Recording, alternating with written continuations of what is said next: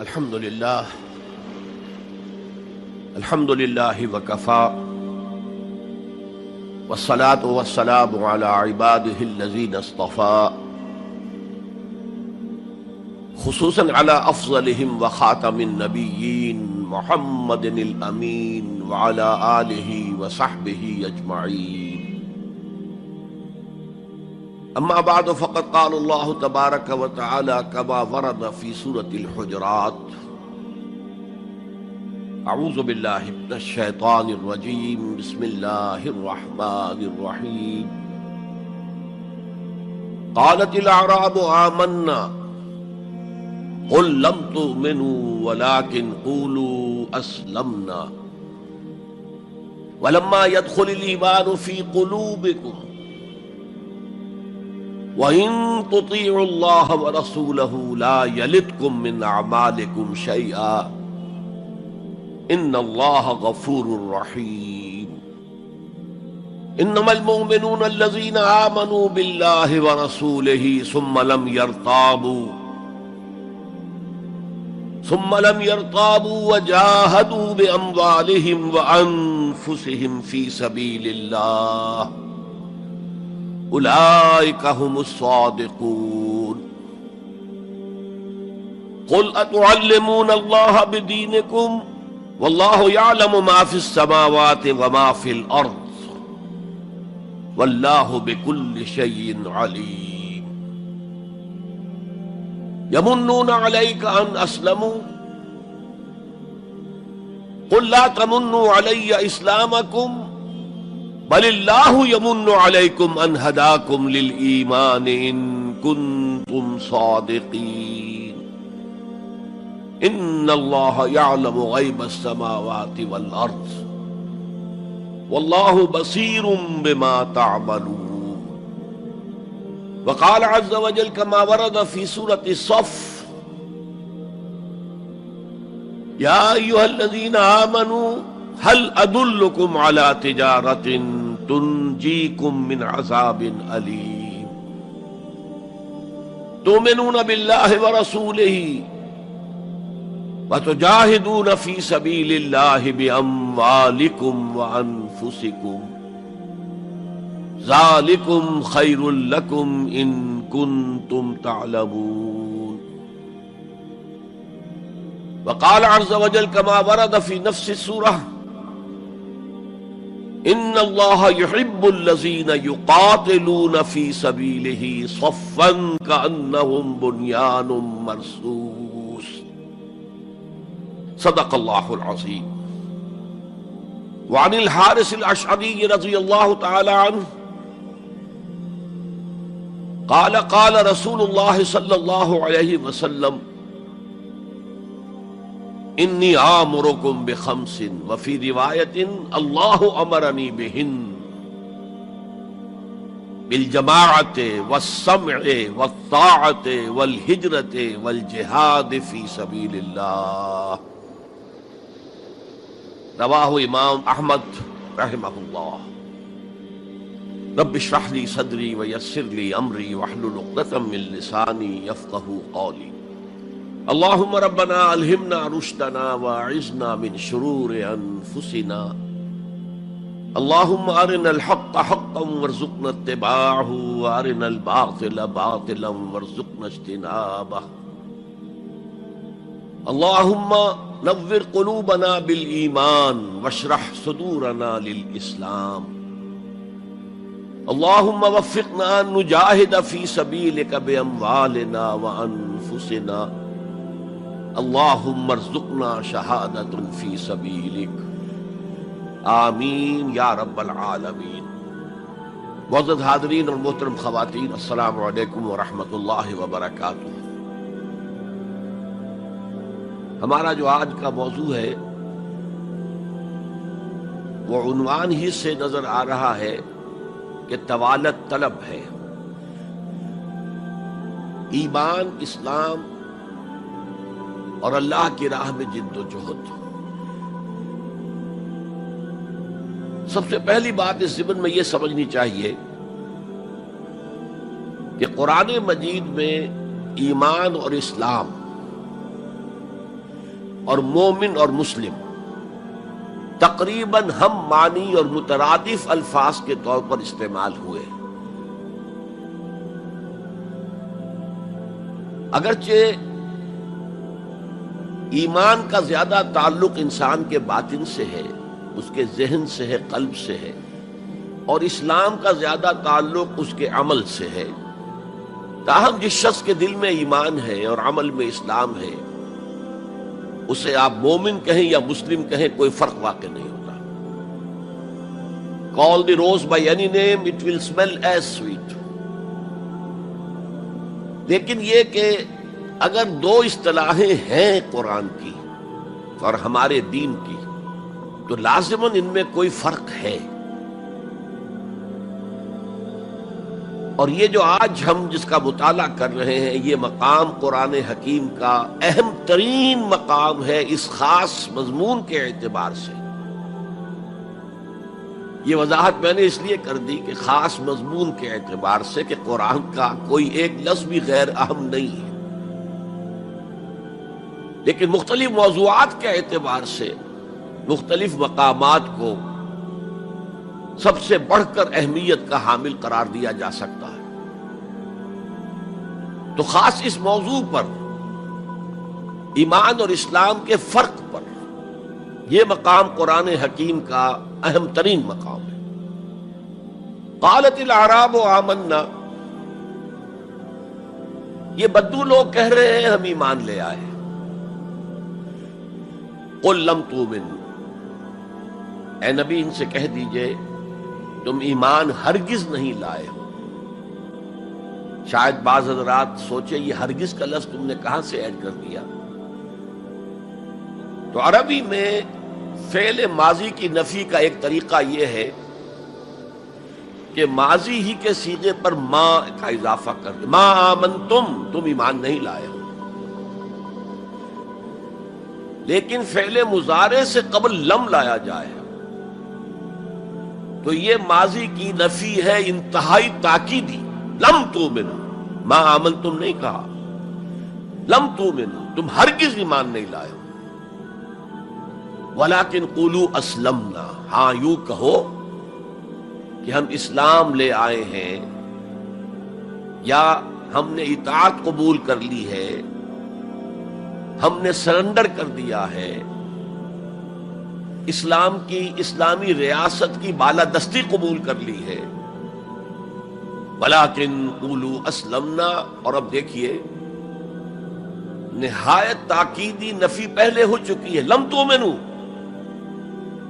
پھر مزید تاکید ولما يدخل الایمان فی قلوبکم، ابھی تک ایمان تمہارے دلوں میں ہرگز داخل نہیں ہوا۔ یہ پھر لما، لم کا اضافہ ہے۔ یہ مقام ہے جہاں ان دونوں چیزوں کو بالکل علیحدہ کر کے ایک دوسرے کے مقابل میں لے آئے ہیں۔ ثابت ہوا ایمان کچھ اور ہے، اسلام کچھ اور ہے۔ ذرا نوٹ کر لیجئے کہ قرآن مجید میں یا اسلام کی اصطلاحات میں تین جوڑے ایسے ہیں کہ جن میں عام اور خاص کی نسبت ہے۔ ایمان خاص ہے، اسلام عام ہے، یعنی ہر مومن تو لازماً مسلم ہے، ہر مسلم لازماً مومن نہیں ہے۔ یہی معاملہ نبی اور رسول کا ہے۔ نبی عام ہے، رسول خاص ہے۔ ہر رسول تو لازماً نبی ہے، لیکن ہر نبی لازماً رسول نہیں ہے۔ یہی معاملہ جہاد اور قتال کا ہے۔ قتال تو لازماً جہاد ہے، لیکن جہاد لازماً قتال نہیں ہے۔ ان اصطلاحات کے بارے میں بہت خوبصورت بات کہی ہے مفسرین نے، اذا التقیا خالفا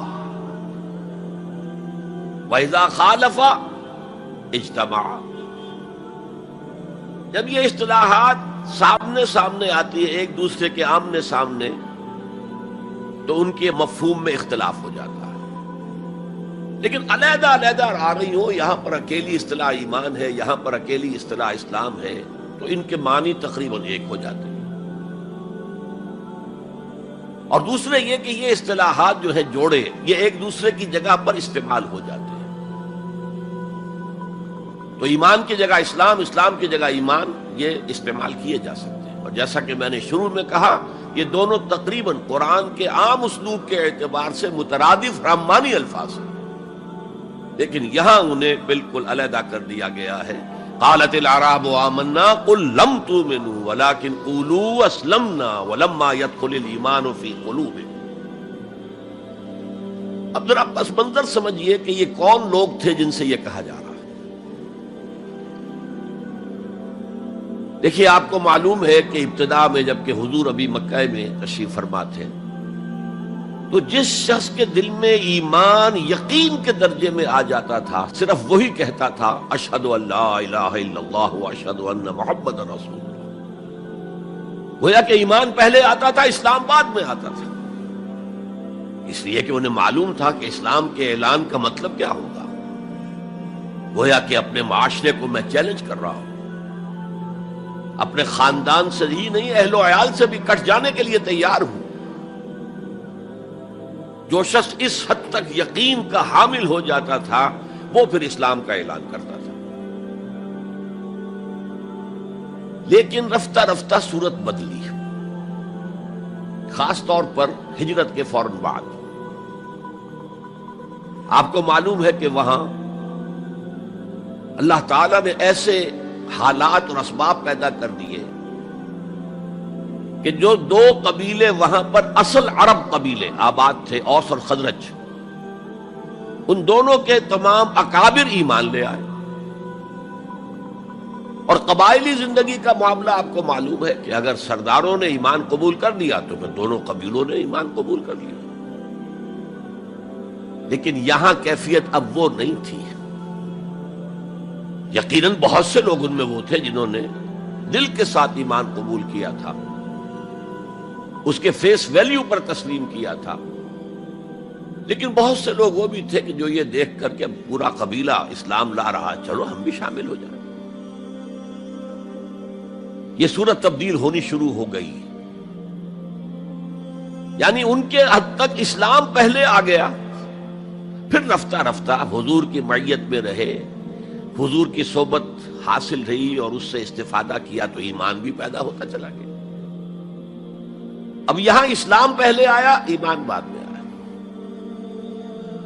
یہی کیفیت ہماری ہے آج۔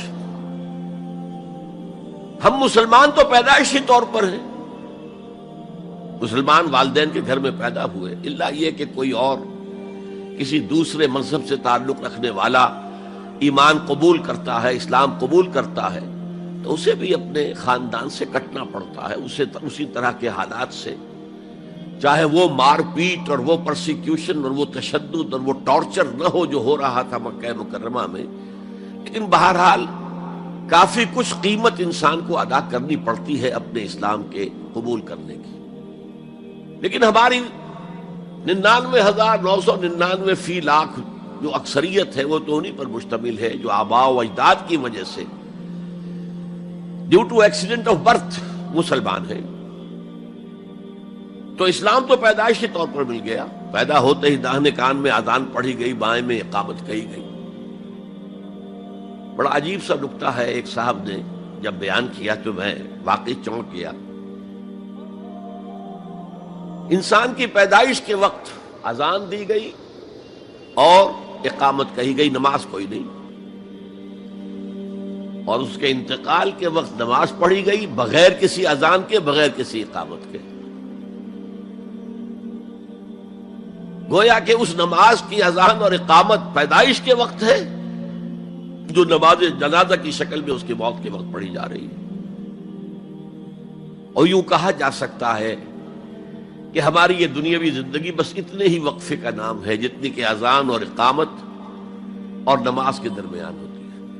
بہرحال یہ جو صورتحال کی تبدیلی ہوئی، جس کو میں نے کہا کہ ہمارے ہاں یہ دوسری تبدیلی 100% موجود ہے، یہ تبدیلی اپنے کلائمیکس کو پہنچ گئی جب حضور کو اللہ تعالی نے اتنی کامیابی عطا کی کہ مکہ بھی فتح ہو گیا،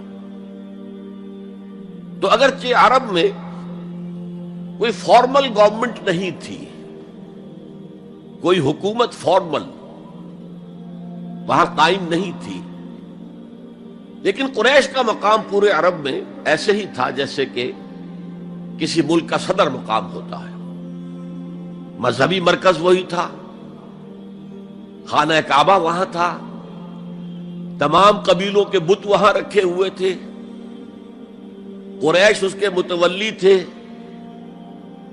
لہذا قریش کو امتیازی حیثیت حاصل ہو گئی، اور اس کا سب سے بڑا معاشی فائدہ جو انہیں ہوا تھا وہ یہ تھا کہ جبکہ دوسرے کسی قبیلے کا کوئی تجارتی قافلہ بچ کر نہیں جا سکتا تھا، اس پہ لوٹ مار، وہاں قریش کے قافلے کو کوئی ہاتھ نہیں لگاتا تھا، اس لیے کہ ہمارے تو خدا ان کے ہاسٹیجز ہیں، ہمارے بت جو ہیں رکھے ہوئے ہیں ان کے پاس خانہ کعبہ کے اندر، اگر ہم ان کے قافلے پر کوئی حملہ کریں گے تو وہ ہمارے بتوں کی گردن توڑ کر یا ایسے اٹھا کر باہر پھینک دیں گے۔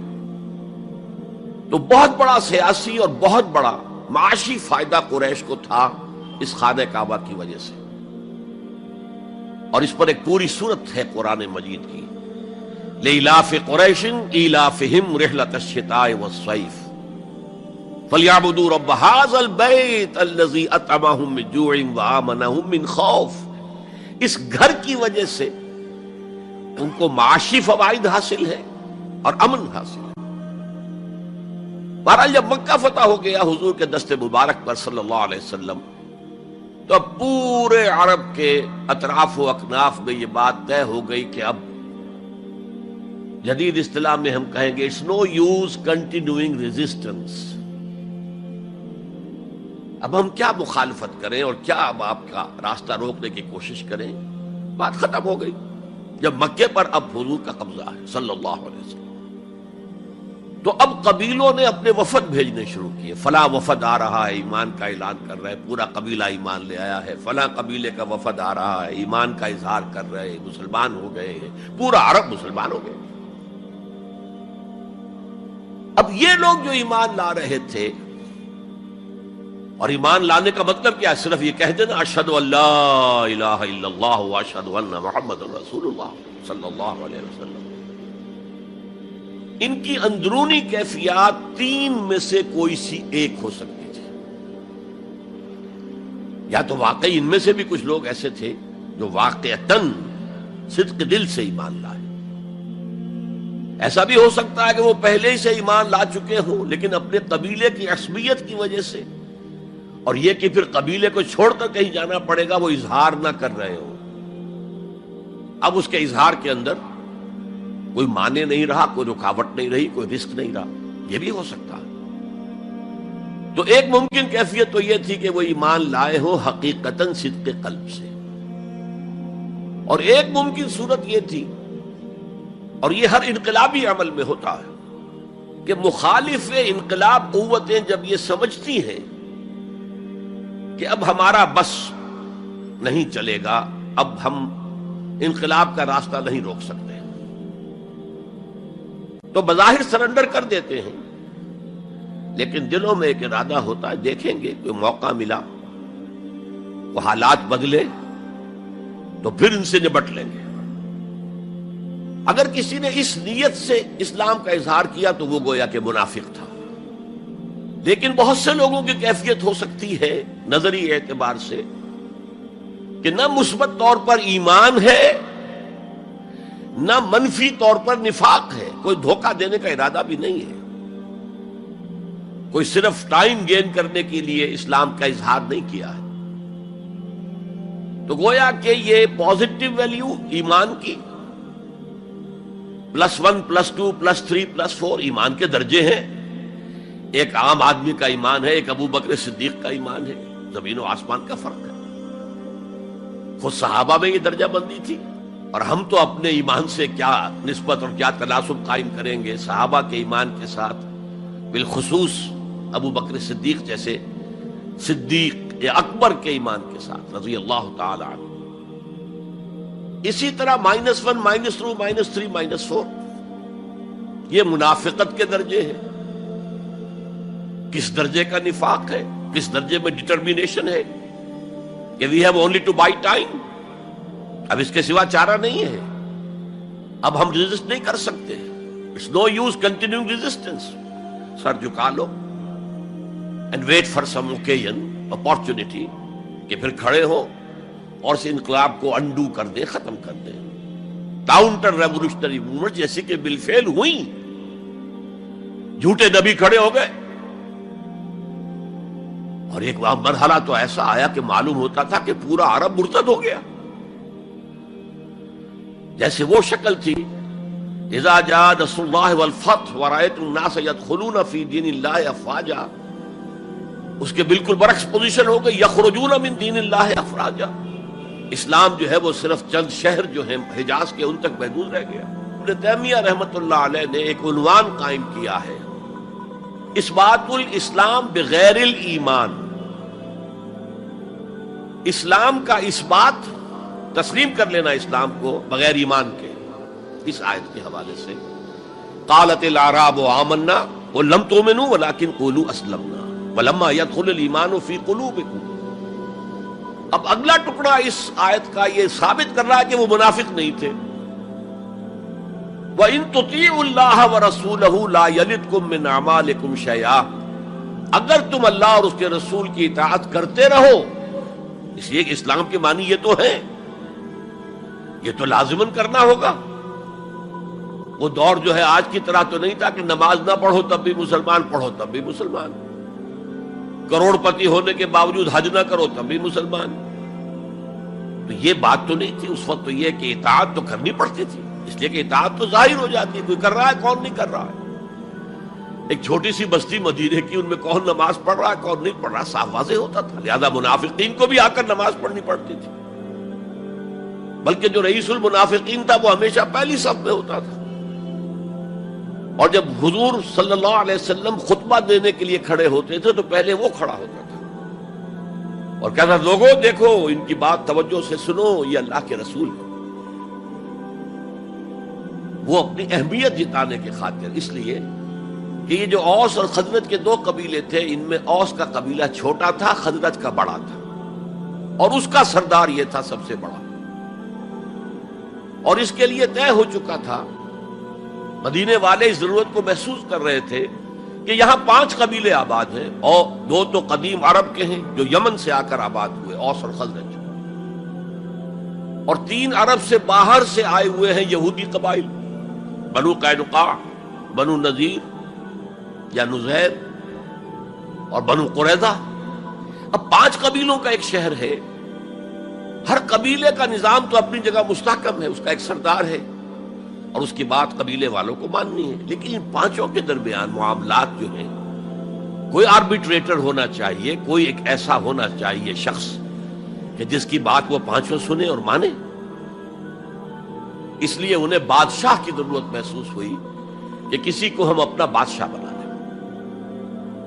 اور قرۂ فال بنام من دیوانہ زدن عبداللہ ابن ابی، اس کے بارے میں طے ہو گیا یہ ہمارا بادشاہ ہوگا. اس کے لیے تاج تیار ہو گیا سونے کا.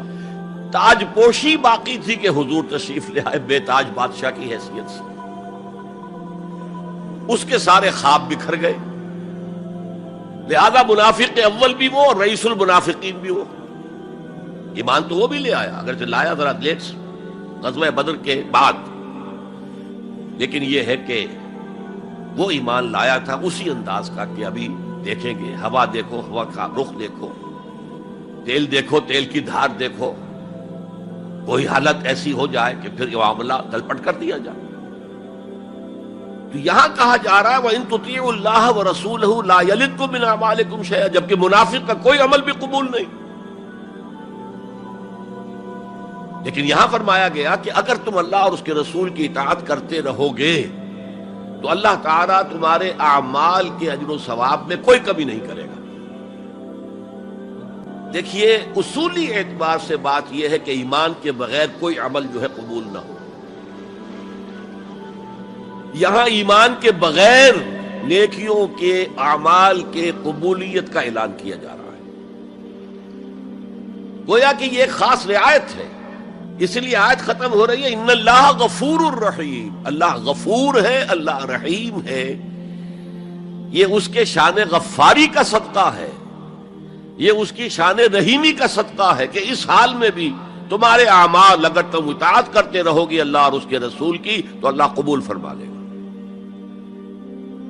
البتہ یہاں یہ نوٹ آف کوشن سامنے رہنا چاہیے کہ اطاعت جزوی نہیں، اطاعت کلی، پوری کی پوری اطاعت. دو حکم بھی دیا گیا ہے، ماننا پڑے گا. جزوی اطاعت اطاعت نہیں ہے. Partial obedience is no obedience. اس لیے کہ اگر آپ نے ایک حکم قبول کر لیا ایک نہیں کیا تو جو نہیں کیا کیوں نہیں کیا کہ وہ آپ کے نفس کو پسند نہیں، جو قبول کیا وہ کیوں کیا کہ نفس نے الاؤ کر دیا آپ کو کہ ٹھیک ہے کر لو کوئی حرج نہیں.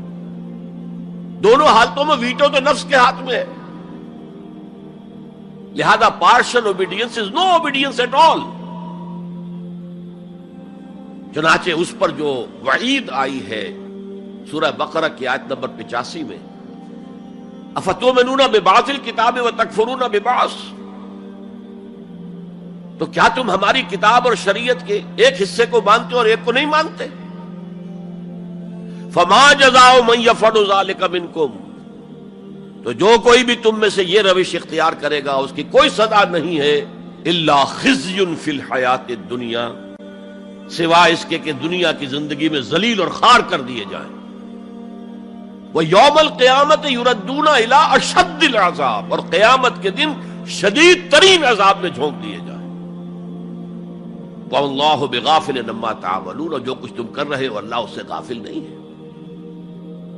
تم اپنی ظاہری ٹیپ ٹاپ سے، اپنے داڑھیوں کے طول سے اللہ کو دھوکہ نہیں دے سکتے، اپنے عمروں اور حجوں کی تعداد سے اللہ کو دھوکہ نہیں دے سکتے. He sees you through and through. تمہارے باطن کو دیکھتا ہے، تمہارے دل کو دیکھتا ہے. اسے معلوم ہے کہ تم نے حج تو کیا، حرام کی کمائی سے کیا ہے. بہرحال یہ بڑی شدید وعید والی آیت ہے قرآن مجید میں کہ جس کا نقشہ ہماری نگاہوں کے سامنے آج دنیا میں مسلمانوں کی کیا وقت ہے، کیا حیثیت ہے. 1.25 ارب سے لے کر 1.5 ارب تک کی تعداد ہے جو آنکی جاتی ہے مسلمانوں کی دنیا میں. گویا کہ ہر چوتھا یا ہر 5واں انسان مسلمان ہے. کتنا بڑا رقبہ ان کے قدموں تلے ہے. ہر طرح کے وسائل اللہ نے مہیا کیے ہیں، معدنیات، نباتات، پھر جو آج کی سب سے بڑی دولت تیل، اس کے سب سے بڑے ذخیرے مسلمانوں کے قدموں تلے ہیں. اس سب کے باوجود عزت نام کی کوئی شے نہیں. بین الاقوامی معاملات میں کوئی ہم سے رائے لیتا ہی نہیں. کسٹمی پرسد کے بھیا کیستی تم ہو کون، تمہاری رائے کیا؟ G7 بیٹھیں گے، G9 بیٹھیں گے، G13 ہوں گے، G15 ہوں گے، وہ بیٹھ کر طے کریں گے. کوئی مسلمان ملک نہ G7 میں نہ G15 میں، جسے ہم محاورے میں کہتے ہیں نہ 3 میں نہ 13 میں. یہ ہے ہماری عزت آج دنیا میں. اکثر مسلمان ملکوں کی حکومتیں امریکہ کی جیب میں ہیں. یہ ہے ہماری حیثیت. تو ذلت جو ہے وہ تو آج ہم پر ہے مسلط. فما جزاء من يفعل ذلك منكم الا خزي في الحياة الدنيا ويوم القيامة. اب یہ قیامت کے دن کی بات جو اللہ فرما رہے ہیں، دعا ہی کی جا سکتی ہے کہ اللہ تعالیٰ اس سے بچا لے، کرم فرمائے، اپنی شان غفاری اور شان رحیمی سے ہمیں اس روز کی ذلت سے اور شدید ترین عذاب میں جھونک دیے جانے کی جو یہاں پر خبر سنائی جا رہی ہے، وعید سنائی جا رہی ہے، اللہ تعالیٰ اسے بچا لے. تو اس آیت کو اب آپ سامنے رکھیے.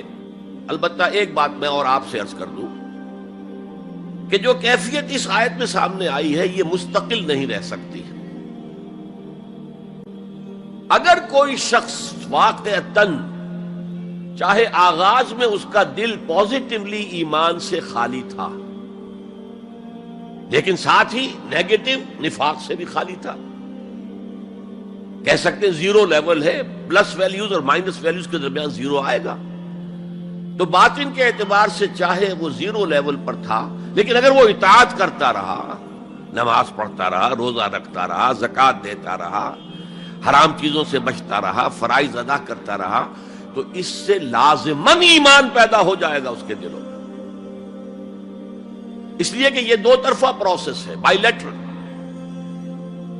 ایمان سے عمل پیدا ہوتا، عمل سے ایمان پیدا ہوتا. عمل انسان جب کرتا ہے، اللہ کی راہ میں قربانیاں دیتا ہے، زادتہم ایمانا، ان کے ایمان میں اضافہ ہو گیا.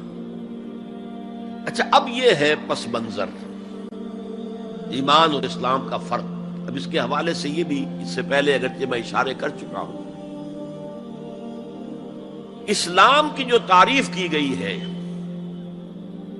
متفق علیہ روایت ہے حضرت عبداللہ ابن عمر سے رضی اللہ تعالی عنہما، بنی الاسلام علی خمس، اسلام کی عمارت 5 چیزوں پر قائم ہے. شہادت اللہ الہ الا اللہ وان محمد رسول اللہ، وإقام الصلاة وإيتاء الزکاة وصوم رمضان وحج البیت من استطاع الیہ سبیلا. کلمہ شہادت ہے کہ میں گواہی دیتا ہوں اللہ کے سوا کوئی معبود نہیں، اور میں گواہی دیتا ہوں کہ محمد صلی اللہ علیہ وسلم اللہ کے رسول ہیں. پھر 4 عبادات ہیں، نماز ہے، روزہ ہے، زکوٰۃ ہے، حج ہے. تو اسلام جو ہے دنیا میں قائم ہے ان 5 بنیادوں پر. اب ان میں خاص طور پر دیکھیے لفظ ایمان کہیں نہیں آیا. گویا کہ اسلام کی بنیاد اقرار باللسان پر ہے، اور دنیا میں کسی شخص کے مسلمان سمجھے جانے کا دار و مدار صرف اسی پر ہوگا. اگرچہ بعض فقہا نے کہا ہے کہ تصدیق بالقلب بھی ہونی چاہیے ساتھ، ٹھیک ہے، لیکن ہم ویریفائی تو نہیں کر سکتے نا. دنیا میں تو معاملہ قانون کا ہے، اور قانون تو ویریفائیبل فیکٹس کے اوپر فیصلہ کرے گا. ہم نہ کسی کے ایمان کو ویریفائی کر کے سند دے سکتے کہ ایمان ہے، نہ کسی کے ایمان کی نفی کر سکتے. تو دنیا میں معاملہ سارا اسلام پر ہے. ایک مسلمان اسلامی ریاست کا مکمل شہری ہے، ایک مسلمان معاشرے کا مکمل ایک رکن ہے. اسلام ہی پر سارا نظام ہے اس دنیا میں، لیکن آخرت میں سارا دار و مدار ایمان پر ہے. اس لیے کہ اللہ تو معذور نہیں ہے کہ دلوں کے حال کو نہ جانتا ہو. ان اللہ لا ينظر الى صورکم ولا الى اموالکم ولکن ينظر الى قلوبکم واعمالکم. اللہ تعالیٰ نہ تمہاری صورتوں کو دیکھتا ہے، نہ تمہارے مالوں کو دیکھتا ہے، بلکہ وہ تو دیکھتا ہے تمہارے دلوں کو اور تمہارے اعمال کو. امام بخاری رحمت اللہ علیہ کا موقف کہ ایمان میں عمل بھی شامل ہے انٹیگرل پارٹ کی حیثیت سے، یہ حقیقی ایمان کے اعتبار سے 100% درست ہے. تو دل میں یقین ہوگا تو کیسے عمل اس کے خلاف ہو جائے گا. لیکن لیگل اور کانسٹیٹیوشنل لیول پر، جسے ہم اسلام کہیں گے، عمل علیحدہ ہے، ایمان علیحدہ ہے. اور ایمان حقیقی گھٹتا بھی ہے، بڑھتا بھی ہے. زادتہم ایمانا وما زادہم الا ایمانا وتسلیما، سورہ احزاب میں فرمایا کہ وہ جو 12,000 کا لشکر آ گیا تھا اور ایک شدید صورت پیدا ہو گئی تھی، اور محسوس ہوتا تھا perhaps this is the end، جیسے کہ ایک چراغ جل رہا ہے میدان میں رکھا ہوا اور جھکڑ چل رہا ہے بجھانے کے لیے. تو منافقین کا نفاق ان کی زبانوں پر آ گیا. ما وعدنا اللہ ورسولہ الا غرورا، ہم سے اللہ اور اس کے رسول نے جو وعدے کیے تھے وہ سب جھوٹے ثابت ہوئے. ہم سے کہا گیا تھا کیسر و کسریٰ کے خزانے تمہارے قدموں میں ہوں گے، اور آج کیا ہے، ہم رفع حاجت کے لیے باہر نہیں جا سکتے. تو منافقین کے اندر کا روگ جو تھا وہ ان کی زبانوں پر آ گیا. اور اہل ایمان کا معاملہ کیا ہوا؟ انہوں نے جب دیکھا لما راول احزاب قالوا ھذا ما وعدنا اللہ ورسولہ، انہوں نے کہا یہی تو ہے جس کا ہم سے اللہ اور اس کے رسول نے وعدہ کیا تھا. یہ آیت تو سورہ بقرہ میں نازل ہو چکی تھی. وَلَنَبْلُوَنَّكُمْ بِشَيْءٍ مِّنَ الْخَوْفِ وَالْجُوعِ وَنَقْصٍ مِّنَ الْأَمْوَالِ وَالْأَنفُسِ وَالثَّمَرَاتِ وَبَشِّرِ الصَّابِرِينَ، ہم لازماً آزمائیں گے تمہیں، لازماً آزمائیں گے، خوف سے، بھوک سے، فقر و فاقے سے، جان اور مال اور ثمرات کے ضیاع سے اور زیاں سے۔ فصل تیار کھڑی ہے اور عین وقت آ گیا ہے جنگ کا، اور وقت پر فصل کھجور کی اتاری نہ گئی تو تباہ ہو جائے گی، لیکن نہیں، نکلنا ہے۔ یہی معاملہ تھا جو کہ تبوک کے موقع پر ہوا ہے۔ قحط کی کیفیت تھی اور اب فصل تیار تھی، اب ساری امیدیں اس فصل پر تھی، کھجور کی، لیکن ظاہر ہے کہ کھجور کی فصل اتارنا کوئی عام خواتین کا کام تو نہیں ہے، لیکن مردوں سے کہا جا رہا نکلو اللہ کی راہ میں، سب کے سب۔ پہلی مرتبہ لفیر عام تھی، ہر صاحب ایمان نکلے، تو ایک بہت بڑی آزمائش۔ تو جو راسخ الایمان تھے، صادق الایمان تھے، ان کا رد عمل سچویشن ایک ہی ہے۔ منافقین کہہ رہے ہیں ما وعدنا اللہ ورسولہ الا غرورا، ہمیں تو اللہ اور اس کے رسول نے سبز باغ دکھا کر بروا دیا، اور اہل ایمان کہہ رہے ھذا ما وعدنا اللہ ورسولہ وصدق اللہ ورسولہ وما زادہم الا ایمانا وتسلیما، اور ان میں نہیں کوئی شے بڑی مگر ایمان اور تسلیم کے۔ جبکہ وہ جو ایک کانسٹیٹیوشنل ایمان ہے وہ ایک جامد شے ہے، it's a legal status that you get as a Muslim, تو یہ اسٹیٹس نہ گھٹتا ہے نہ بڑھتا ہے۔ یہ نہیں ہو سکتا کہ ایک باپ کے اگر دو بیٹے ہیں اور ایک متقی ہے، زاہد ہے، عابد ہے، تہجد گزار ہے، دوسرا فاسق و فاجر ہے، تو وراثت میں اس تہجد گزار کو زیادہ حصہ ملے اور دوسرے کو جو ہے وہ کم ملے؟ نہیں، ایکول۔ المسلم کفو لکل مسلم، تمام مسلمان آپس میں جہاں تک ان کے لیگل اور پولیٹیکل حقوق کا تعلق ہے برابر۔ تو یہ فرق ہے ایمان اور اسلام میں۔ البتہ یہ میں آپ کو بتا چکا ہوں کہ یہ بھی ہو سکتا ہے کہ اسلام پہلے آئے، ایمان بعد میں آئے۔ ہم میں سے جب بھی اللہ تعالیٰ کسی کو نصیب فرما دے حقیقی ایمان، یقین والا ایمان، جیسے میں نے دعا کی اللہم نور قلوبنا بالایمان، اے اللہ ہمارے دلوں کو منور کر دے، روشن کر دے ایمان کے ساتھ، نور ایمان سے جگمگا اٹھے ہمارا دل، واشرح صدورنا للاسلام، اور ہمارے سینوں کو کھول دے اسلام کے لیے، اسلام کی ہر شے ہمیں حسین نظر آئے۔ حضور صلی اللہ علیہ وسلم کی حیات طیبہ کے آخری ایام میں یہ واقعہ پیش آیا کہ حضور مسجد نبوی میں تشریف فرما ہے، مجمع موجود ہے، اچانک ایک شخص ظاہر ہوتا، شدید و بیاض ثیاب،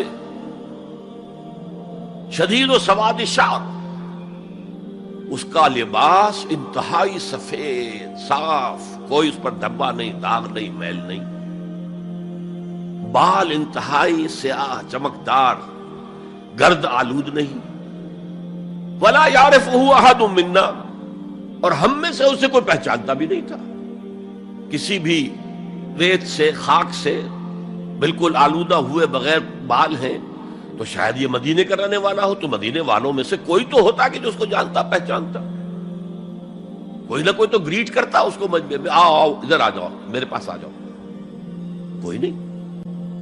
اور اگر براہ راست باہر سفر سے آ رہا ہے تو کچھ گرد آلود بال ہوتے، کچھ کپڑے میلے کچیلے ہوتے، تو لوگ حیران تھے، اور مزید یہ کہ اس نے سیدھا تیر کی طرح مجمع کو چیرتا ہوا حضور کے عین سامنے جا کر بیٹھ گیا۔ اب لوگ حیران ہیں، یہ ہے کون؟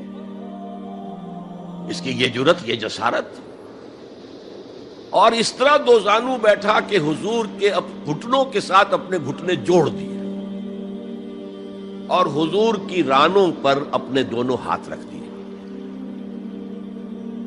اب سوال کیا، یا محمد اخبرنی عن الاسلام، اے محمد مجھے بتاؤ اسلام کیا ہے؟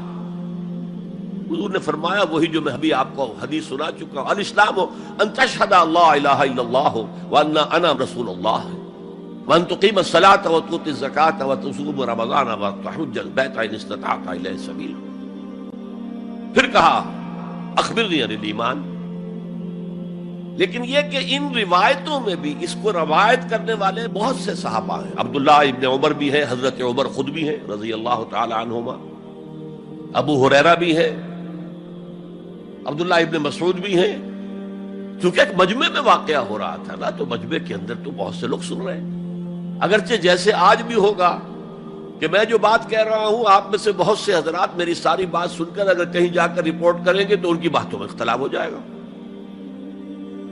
لہذا اس حدیث کی روایت میں اختلاف ہے. بعض روایت تو یہ ہے کہ پہلے پوچھا اخبرنی علی الایمان، پھر پوچھا اخبرنی علی الاحسان یا علی الاسلام. اور یہ جو حضرت عمر کی روایت ہے اس میں ہے سب سے پہلے آپ نے پوچھا اخبرنی عن الاسلام، پھر دعا سوال آیا اخبرنی عن الایمان. اچھا، اس کے بعد ایک دو سوال اور بھی کیے، اب میں تفصیل میں نہیں جا سکتا. پھر وہ شخص چلا گیا. حضور نے کہا ذرا اس کو بلانا واپس، تو دیکھا تو کہیں بھی نہیں. زمین کھا گئی، آسمان چکر لے گیا، اللہ جانے. تب حضور نے فرمایا اوہ یہ جبرائیل تھے جو تمہیں تمہارا دین سکھانے آئے تھے. یعلمکم دینکم اذ لم تسألوہ، جبکہ تم نے اس کے بارے میں سوال نہیں کیا. اور یہ پہلی بار ہے کہ میں جبرائیل کو پہچان نہیں سکا. انسانی شکل میں وہ آئے اور میں پہچان نہیں پایا. ورنہ اکثر حضرت دہیہ کلبی کی شکل میں آتے تھے انسانی صورت میں. جب بھی حضرت جبرائیل آتے تھے، حضرت دہیہ کلبی جو ہے وہ بہت ہی حسین جوان رانا ان کی شکل میں آتے تھے. بہرحال یہ اتنا اہم مسئلہ ہے کہ اس کو کلیئر کرنے کے لیے کہ دودھ کا دودھ پانی کا پانی علیحدہ ہو جائے. ایمان کیا ہے، اسلام کیا ہے. دنیا کا نظام اسلام پر ہے، ایمان پر نہیں ہے. آخرت کا معاملہ ایمان پر ہے، اسلام پر نہیں ہے.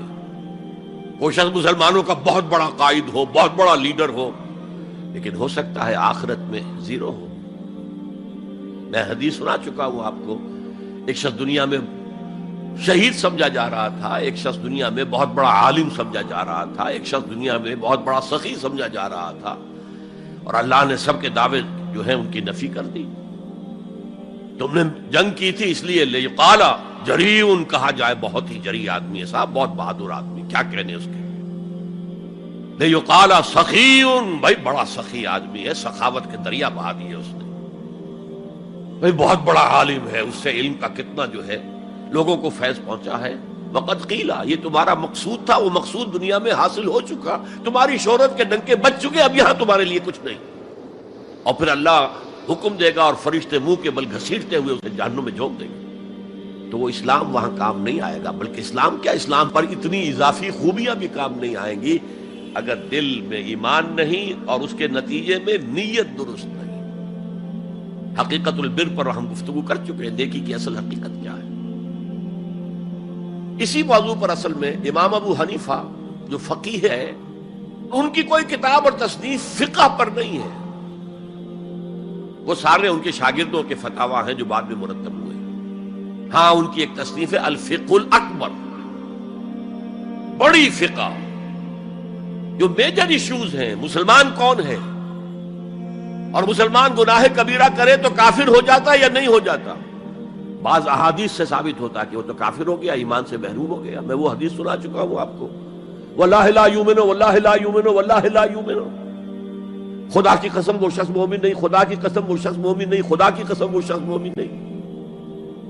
صحابہ لرز گئے، کانپ گئے. قیل من یا رسول اللہ، حضور کس کے بارے میں ارشاد فرما رہے ہیں؟ فرمایا الذی لا یامن جارہ بوائقہ، وہ شخص کہ جس کی ایذا رسانی کی وجہ سے اس کا پڑوسی چین میں نہیں ہے، امن میں نہیں، سکون میں نہیں. تو بظاہر تو نتیجہ نکلا کہ ایمان کی اتنی نفی ہو رہی تو کافر ہے. اور یہی سب سے بڑی غلطی جو سب سے پہلا فرقہ پیدا ہوا اسلام میں، وہ تو اسی بنیاد پر ہوا تھا. خوارج کا موقف یہی تھا، گناہ کبیرہ کا مرتکب کافر ہے، اور کافر ہے تو گویا کہ مرتد ہے، اور مرتد ہے تو واجب القتل ہے. اس کا مال بھی تم پر مباح ہے کہ لے لو اور قبضہ کر لو، اس کی بیویاں بیٹیاں بھی تم پر مباح ہے کہ انہیں اپنی کنیزیں بنا لو. حالانکہ بڑے متقی لوگ تھے خوارج.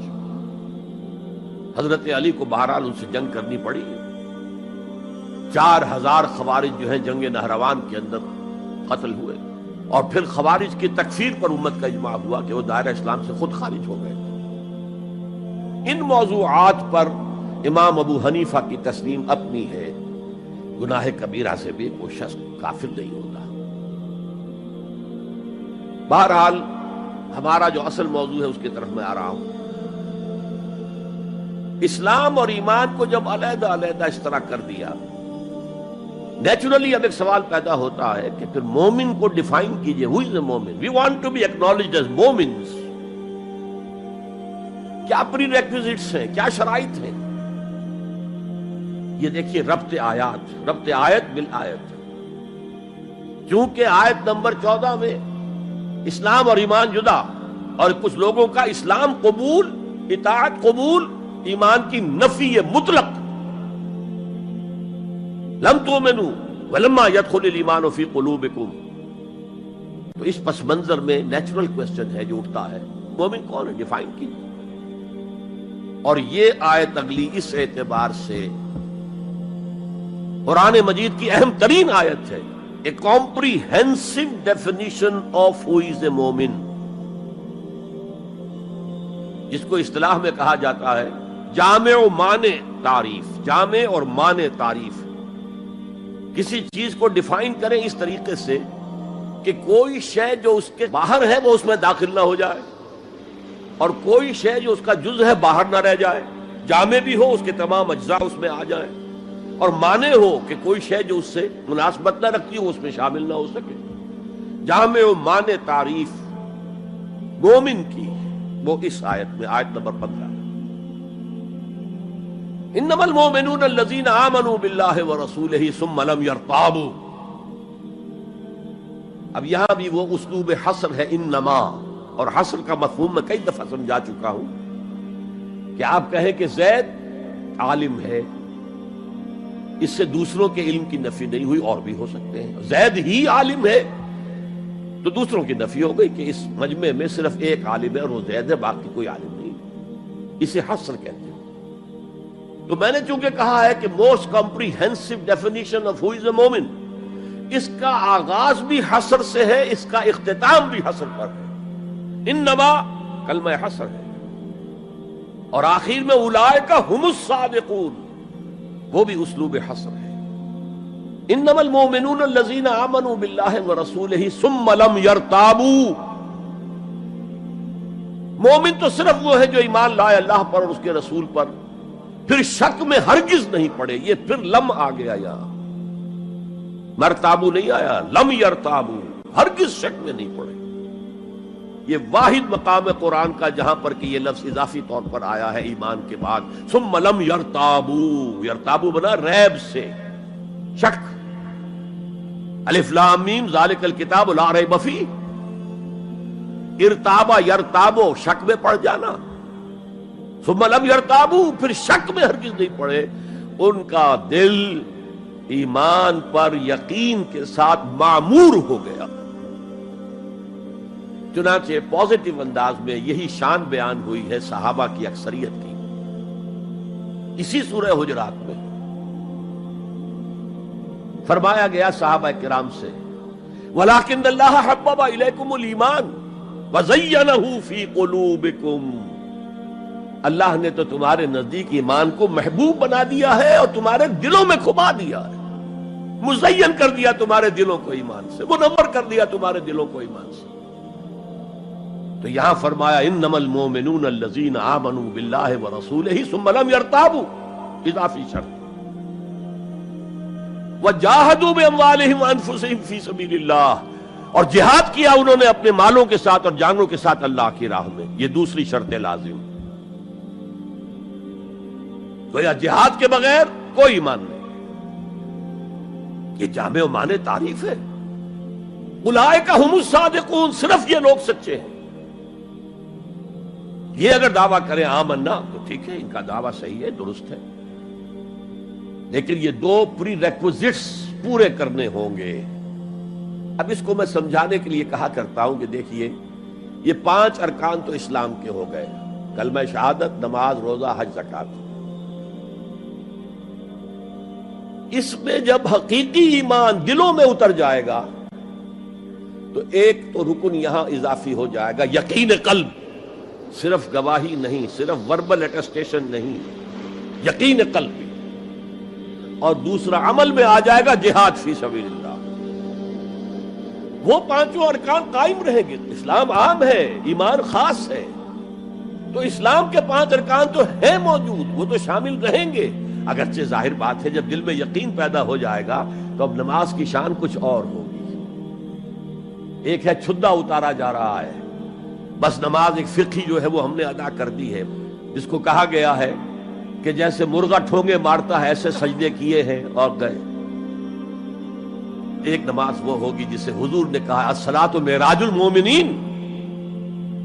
تو ایمان حقیقی کے ساتھ نماز کی شان کچھ اور ہوگی، اور ایک اس رسمی سے اسلام کے ساتھ نماز کی شان کچھ اور ہوگی. لیکن وہ 5 ارکان قائم رہیں گے، 2 کا اضافہ ہو جائے گا. شہادت کے بعد اس کے ساتھ یقین قلبی، اور ان 4 عبادات کے ساتھ جہاد فی سبیل اللہ.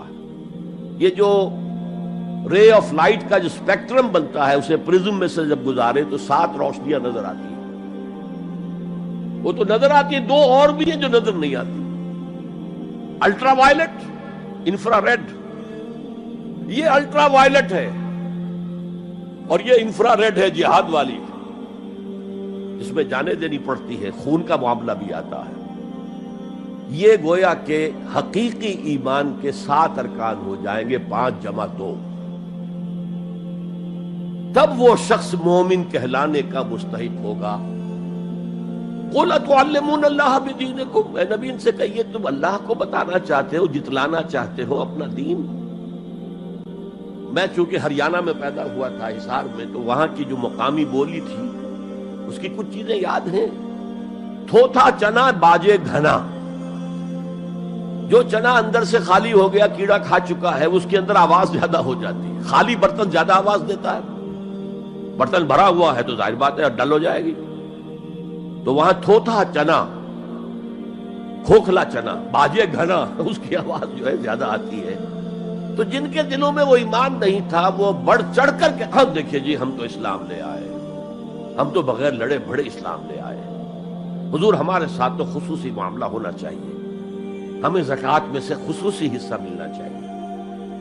یہ جو وہ جتلاتے تھے اپنے دین کو، تو فرمایا قُلْ أَتُعَلِّمُونَ اللَّهَ بِدِينِكُمْ، کیا اللہ کو اپنا دین جتلا رہے ہو. وَاللَّهُ يَعْلَمُ مَا فِي السَّمَاوَاتِ وَمَا فِي الْأَرْضِ، اللہ کو تو معلوم ہے جو کچھ آسمانوں میں ہے اور جو کچھ زمین میں ہے. وَاللَّهُ بِكُلِّ شَيْءٍ عَلِيمٌ، اللہ تو ہر چیز کا جاننے والا ہے.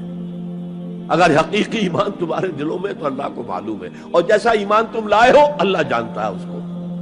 آیا واقعی صدق دل کے ساتھ ہے، یا نفاق کے اور دھوکے کے ساتھ ہے، یا یہ کہ خالی اسلام ہے، 0 لیول ہے.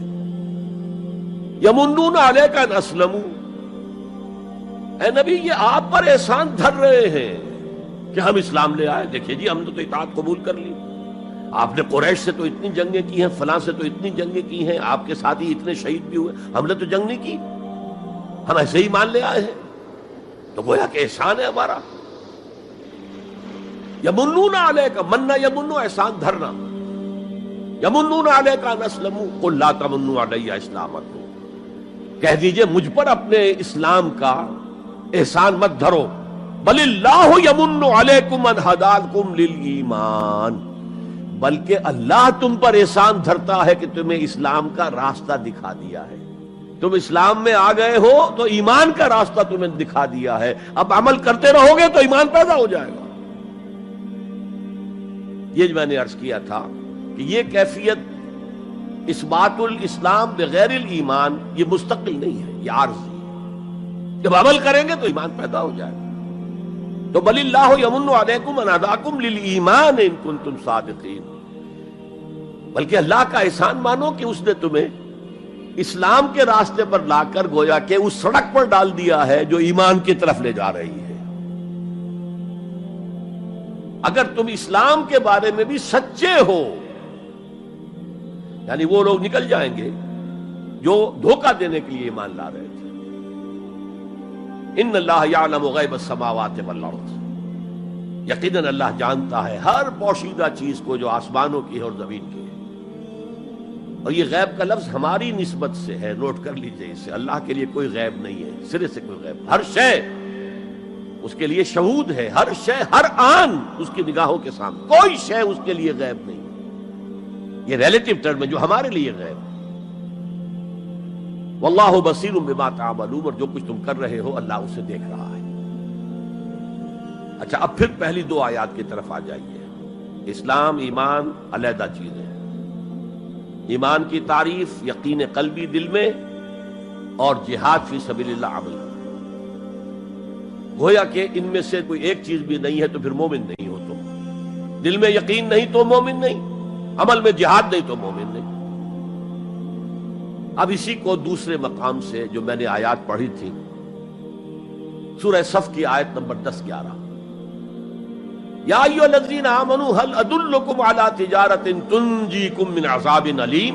اہل ایمان، کیا میں تمہاری رہنمائی کروں اس تجارت کی جانب جو تمہیں جہنم کے عذاب سے بچا دے، نجات دے دے. سوال یہ انداز، یہ قرآن کا بھی انداز ہے، حضور کا بھی انداز تھا. پہلے سوال کیا جائے تاکہ اذہان سوچنے کی طرف آمادہ ہو جائے، تیار ہو جائیں کہ اب آگے کیا بات آ رہی ہے. حضور بھی سوال کیا کرتے تھے، اتدرون من المفلس، تم جانتے ہو مفلس کسے کہتے ہیں؟ اکثر و بیشتر صحابہ کا جواب ہوتا تھا اللہ و رسول عالم، اللہ اور اس کا رسول بہتر جانتے ہیں. پھر حضور دوبارہ پوچھتے تھے تو اپنی اپنی سمجھ کے مطابق جواب دیتے تھے. المفلس عندنا ما لا درہم لہ ولا دینارا. حضور ہم مصرف اسی کو سمجھتے ہیں جس کے پاس نہ درہم ہے نہ دینار ہے. فرمایا نہیں، میری امت کا مفلس وہ ہوگا جو قیامت میں حاضر ہوگا تو نمازوں کی بھی بہت بڑی گٹھری لے کر آئے گا، روزے بھی ہوں گے، عمرے بھی ہوں گے، حج بھی ہوں گے، نیکیوں کی بہت بڑی بڑی گانٹھیں ساتھ ہوں گی، لیکن حقوق العباد میں اس نے کوتاہی کی ہوگی. قد اکل مال ھذا، اس شخص کا مال ہڑپ کر لیا ہوگا غلط طریقے سے، بہنوں کا حصہ وراثت میں کھا لیا ہوگا، کسی پر تہمت لگائی ہوگی، کسی کی غیبت کی ہوگی، اور وہ سارے دعوے دار جمع ہو جائے، اللہ اس شخص نے میرے ساتھ یہ کیا، اللہ اس شخص نے میرے ساتھ یہ کیا، تو اس کی نیکیاں سب دے دی جائیں گی. اچھا بھائی، وہاں کوئی اور کرنسی تو ہے نہیں کہ اتنے ہزار جرمانہ یا اتنا لاکھ جرمانہ. اچھا تم اس کی نمازیں لے جاؤ، تم اس کے روزے لے جاؤ، تم اس کے حج اور عمرے لے جاؤ، خالی ہو گیا. اور دعوے دار اب بھی باقی ہیں، تو ان کے گناہ اب ان کے حساب میں پڑنے شروع ہوں گے، اور وہ ان کے گناہوں کے بوجھ تلے دب کر جہنم میں جھونک دیا جائے. یہ مفلس ہے. یہ انداز تھا، یہ قرآن کا بھی انداز ہے اور یہی حضور کا انداز تھا. یا ایھا الذین آمنوا هل ادلکم علی تجارۃ تنجیکم من عذاب علیم.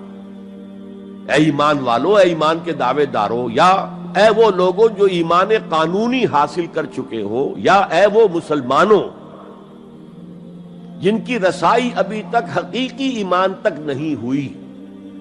یا ایھا الذین آمنوا هل ادلکم علی تجارۃ تنجیکم من عذاب علیم. کیا میں بتاؤں تمہیں وہ تجارت، وہ کاروبار جس کا نفع کیا ہوگا کہ جہنم سے چھٹکارا پا جاؤ. اب یہاں 1 منٹ رک کر توقف کر کے نظم کلام کے اعتبار سے ایک نتیجہ سامنے لے آئیے. اگر وہ تجارت نہیں کرو گے تو جہنم سے نجات کی امید یہ تمہاری وشفل تھنکنگ ہے، تمہاری آرزویں ہیں، دل کا امانیہم، یہ ان کی خواہشات ہیں جنہوں نے عقیدوں کی شکل اختیار کر لی ہے. یہ اللہ کا کلام ہے، یہ اس میں کوئی شے جو ہے محض شاعرانہ لفاظی کے لیے یا شاعرانہ مبالغے کے لیے تو نہیں ہے نا. گنجینہ معنی کا طلسم اس کو سمجھیو جو لفظ کے غالب میرے اشعار میں آوے. تو قرآن میں جو لفظ آ رہا ہے وہ ہر لفظ اپنی جگہ پر معنی کا خزانہ ہے. هل ادلکم علی تجارۃ تنجیکم من عذاب علیم. اب جواب سنیے، تؤمنون باللہ ورسولہ، ایمان لاؤ اللہ پر اور اس کے رسول پر جیسا کہ ایمان لانے کا حق ہے. بات وہی ہو گئی نا، وہ پہلا تمہارا قانونی ایمان تھا، اصل ایمان کچھ اور ہے. اسی کو سورہ نساء میں فرمایا یا ایھا الذین آمنوا آمنوا باللہ ورسولہ والکتاب الذی نزل علی رسولہ والکتاب الذی انزل من قبل. اے ایمان کے دعوے دارو، ایمان لاؤ جیسا کہ ایمان لانے کا حق ہے، اللہ پر بھی اور اس کے رسول پر بھی، اور اس کتاب پر بھی جو اپنے رسول پر اس نے نازل فرمائی، اور اس کتاب پر بھی جو پہلے نازل کی تھی. تؤمنون باللہ ورسولہ وتجاہدون فی سبیل اللہ باموالکم وانفسکم، بالکل وہی آیت نمبر 15 بن گئی کہ نہیں سورہ حجرات کی؟ ایمان لاؤ اللہ پر، اس کے رسول پر، یا ایمان رکھو اللہ پر اس کے رسول پر جیسے کہ ایمان کا حق ہے، اور جہاد کرو اللہ کی راہ میں اپنی جانوں اور مالوں کے ساتھ۔ تؤمنون باللہ ورسولہ وتجاہدون فی سبیل اللہ باموالکم وانفسکم ذالکم خیر لکم ان کنتم تعلمون، یہی تمہارے حق میں بہتر ہے اگر تم سمجھو، اگرچہ بظاہر تو گھاٹے کا سودا ہے دنیاوی اعتبار سے، اللہ کی راہ میں جہاد کرنا جان کا اندیشہ، قتال کے لیے نکلنا جان کا، جو اگر بچ کے آ گئے تو ایک نئی زندگی سمجھیے، ورنہ انسان میدان جنگ میں جاتا ہے تو جان ہتھیلی پر رکھ کر جاتا ہے۔ مال مانگا جا رہا ہے اللہ کی راہ میں، مال دے کر دنیا میں تو بہرحال دولت کی کمی کا احساس ہوتا ہے نا، اگرچہ تمہیں گھاٹے کا سودا نظر آتا ہے، حقیقت میں یہی نفع کا سودا ہے اگر تمہارے پاس علم حقیقی ہے۔ اب ان دو مقامات سے جو نتیجہ میں نے نکالا، there can be no ایمان without jihad فی سبیل اللہ، there can be no salvation on the day of judgment without jihad فی سبیل اللہ۔ کس قدر اہم ہے جہاد فی سبیل اللہ کو اب سمجھنا، اس کے تقاضوں کو جاننا، اس کی شرائط کا فہم حاصل کرنا۔ اس ضمن میں جو دنیا میں آج غلط فہمیاں پھیلی ہوئی ہیں اور زبردستی پھیلائی بھی جا رہی ہیں جان بوجھ کر، اس کا اصل سبب ہم خود ہیں۔ ہماری بہت بڑی غلطی ہوئی، بہت بڑی غلطی ہوئی، بہت بڑی غلطی ہوئی کہ ہم نے جہاد اور قتال کو ہم مانی قرار دے دیا۔ یہ بھی جوڑا وہی ہے، عام اور خاص، لیکن جہاد اور قتال یہ ہم مانی نہیں ہے، سینونیمس نہیں ہے۔ اسی لیے میں نے سورہ صفی کی آیت نمبر 4 بھی آپ کو سنائی۔ اب یہ اس اعتبار سے جہاد اور قتال فی سبیل اللہ پر قرآن مجید کی جامع ترین صورت ہے، کل 14 آیتیں، اس میں جہاد فی سبیل اللہ کا ذکر بھی ہے، یہ آیت نمبر 11 کے اندر، اور آیت نمبر 4 میں قتال فی سبیل اللہ کا حکم بھی ہے۔ ان اللہ یحب الذین یقاتلون فی صفا کانہم بنیان مرصوص، اللہ کو محبوب تو وہ بندے ہیں اس کے جو اس کی راہ میں جنگ کرتے ہیں، صفیں باندھ کر گویا کہ سیسا پلائی ہوئی دیوار ہے۔ قتال فی سبیل اللہ، جہاد فی سبیل اللہ، دو اصطلاحات ہیں، ان کا مفہوم بالکل ایک تو نہیں ہو سکتا۔ ہمارے ہاں ان دونوں کو مترادف قرار دے دیا، اس کے نتائج کیا نکلے؟ قتال ہر وقت تو ہوتا ہی نہیں،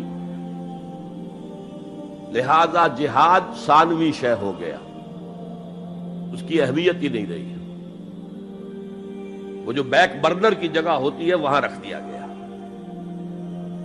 بعض لوگوں نے ایک اور غلطی کی اس کے برعکس، جہاد کی اہمیت کے پیش نظر انہوں نے اسے ارکان اسلام میں داخل کر دیا۔ یہ بہت بڑی جسارت ہے،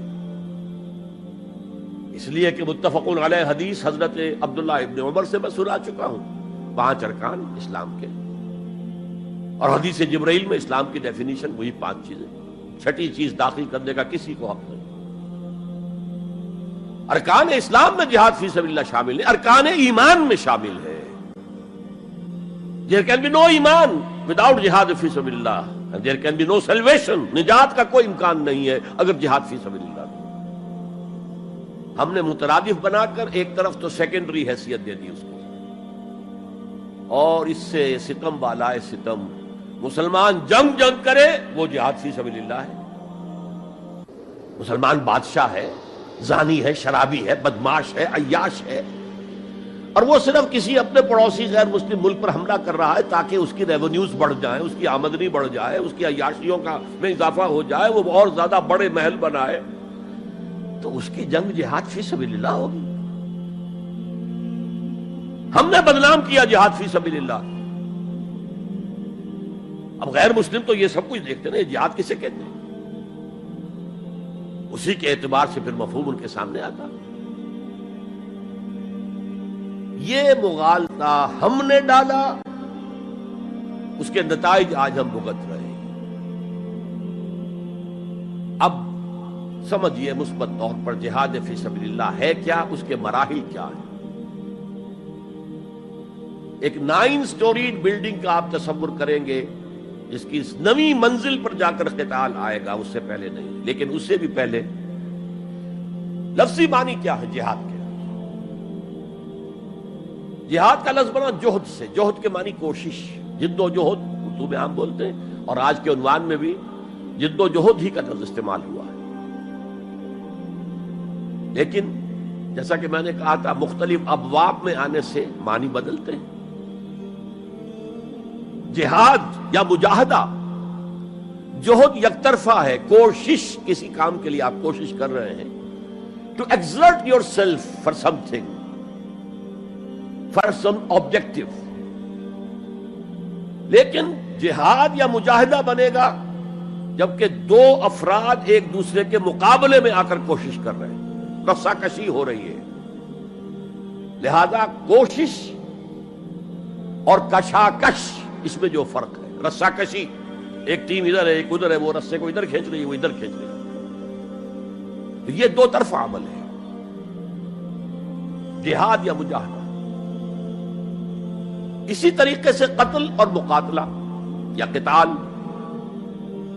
کوئی شخص جا رہا تھا آپ نے شوٹ کر لیا، یہ قتل ہے، یک طرفہ عمل ہے. دو فوجیں آمنے سامنے ہیں، یہ ان کو قتل کرنا چاہتے ہیں وہ ان کو قتل کرنا چاہتے ہیں، یہ قتال ہے، یہ جنگ ہے. یا مقاتلہ ہے، دونوں مصدر ہیں یہ، جوہد، کوشش. اچھا انگریزی میں آپ کیا کہیں گے؟ To strive for something, کسی چیز کے لیے کوشش کرنا.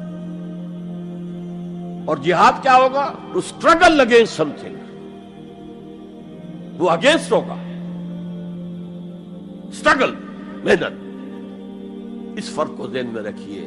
جوہد کوشش، ٹو اسٹرائیو کوشش کرنا.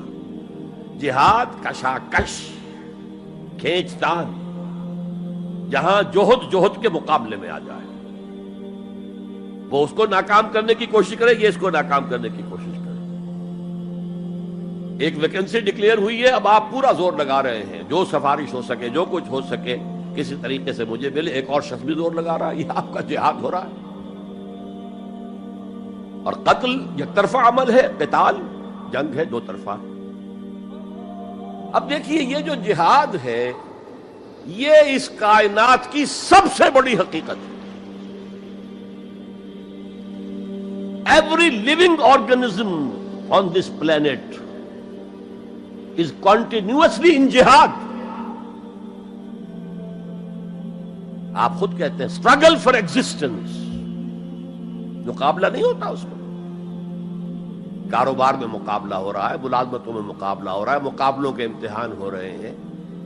حیوانات جرثوم میں چھوٹے چھوٹے سے اسٹرگل فار ایگزسٹنس. اسے جہاد زندگانی کہیں گے آپ، جہاد زندگی. Every living creature, every living organism is engaged in continuous jihad, struggle for existence. اس کو جہاد زندگانی کا لفظ دیا اقبال نے. یقین محکم عمل پہم محبت فاتح عالم، جہاد زندگانی میں ہے یہ مردوں کی شمشیر. اچھا مسلمان بھی جب یہ کام کرتا ہے، جہد للبقاء، اسٹرگل فار ایگزسٹنس، اگر وہ شریعت کے احکام کے مطابق کر رہا ہے تو یہ عبادت ہے. اگر حرام ذریعے استعمال کر رہا ہے، غلط ذریعے استعمال کر رہا ہے، دھوکہ دے رہا ہے، جھوٹی قسمیں کھا رہا ہے، تو یہ حرام کے درجے میں چلا گیا. اور اگر آپ اپنی اس جہد بقا کو، جہاد وجود کو، جہاد زندگانی کو اسلام کے اصولوں کے مطابق کر رہے ہیں، یہ عبادت ہے. حضور نے فرمایا الکاسب حبیب اللہ، جو شخص محنت کر کے کماتا ہے وہ اللہ کا ساتھی ہے، اللہ کا دوست ہے، حبیب اللہ. اور سب سے بہترین کھانا بتایا وہ ہے رزق جو اپنے ہاتھ کی کمائی سے ہو، محنت مشقت. بہرحال یہ جہاد کا ایک آغاز ہے. میں نے کہا تھا یہ یونیورسل فینومینن ہے، یونیورسل، اس کائنات کی سب سے بڑی حقیقت یہی ہے. اس سے اوپر اٹھیے، انسانی سطح پر سب سے بڑا جہاد اپنے حقوق کا حصول،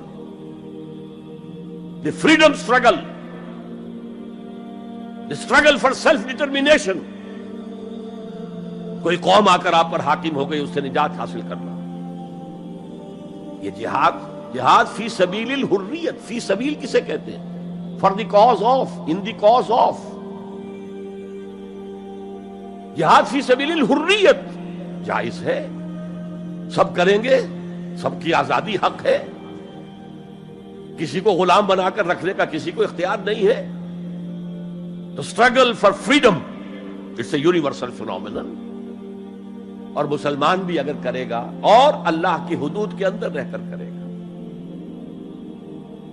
تو وہ بھی اللہ کے ہاں وہ اجر و ثواب کا مستحق ہوگا، بلکہ اگر جان دے دے گا شہید شمار ہوگا. اس لیے کہ حضور کی ایک حدیث ہے، من قتل دون مالہ فہو شہید. جو شخص اپنے مال کی حفاظت میں مارا گیا وہ بھی شہید ہے. اب آپ کہیں جا رہے تھے، آپ کے پاس کچھ مال ہے، جیب میں کچھ ہے، کوئی ڈاکو آ گئے، آپ کو گھیر لیے.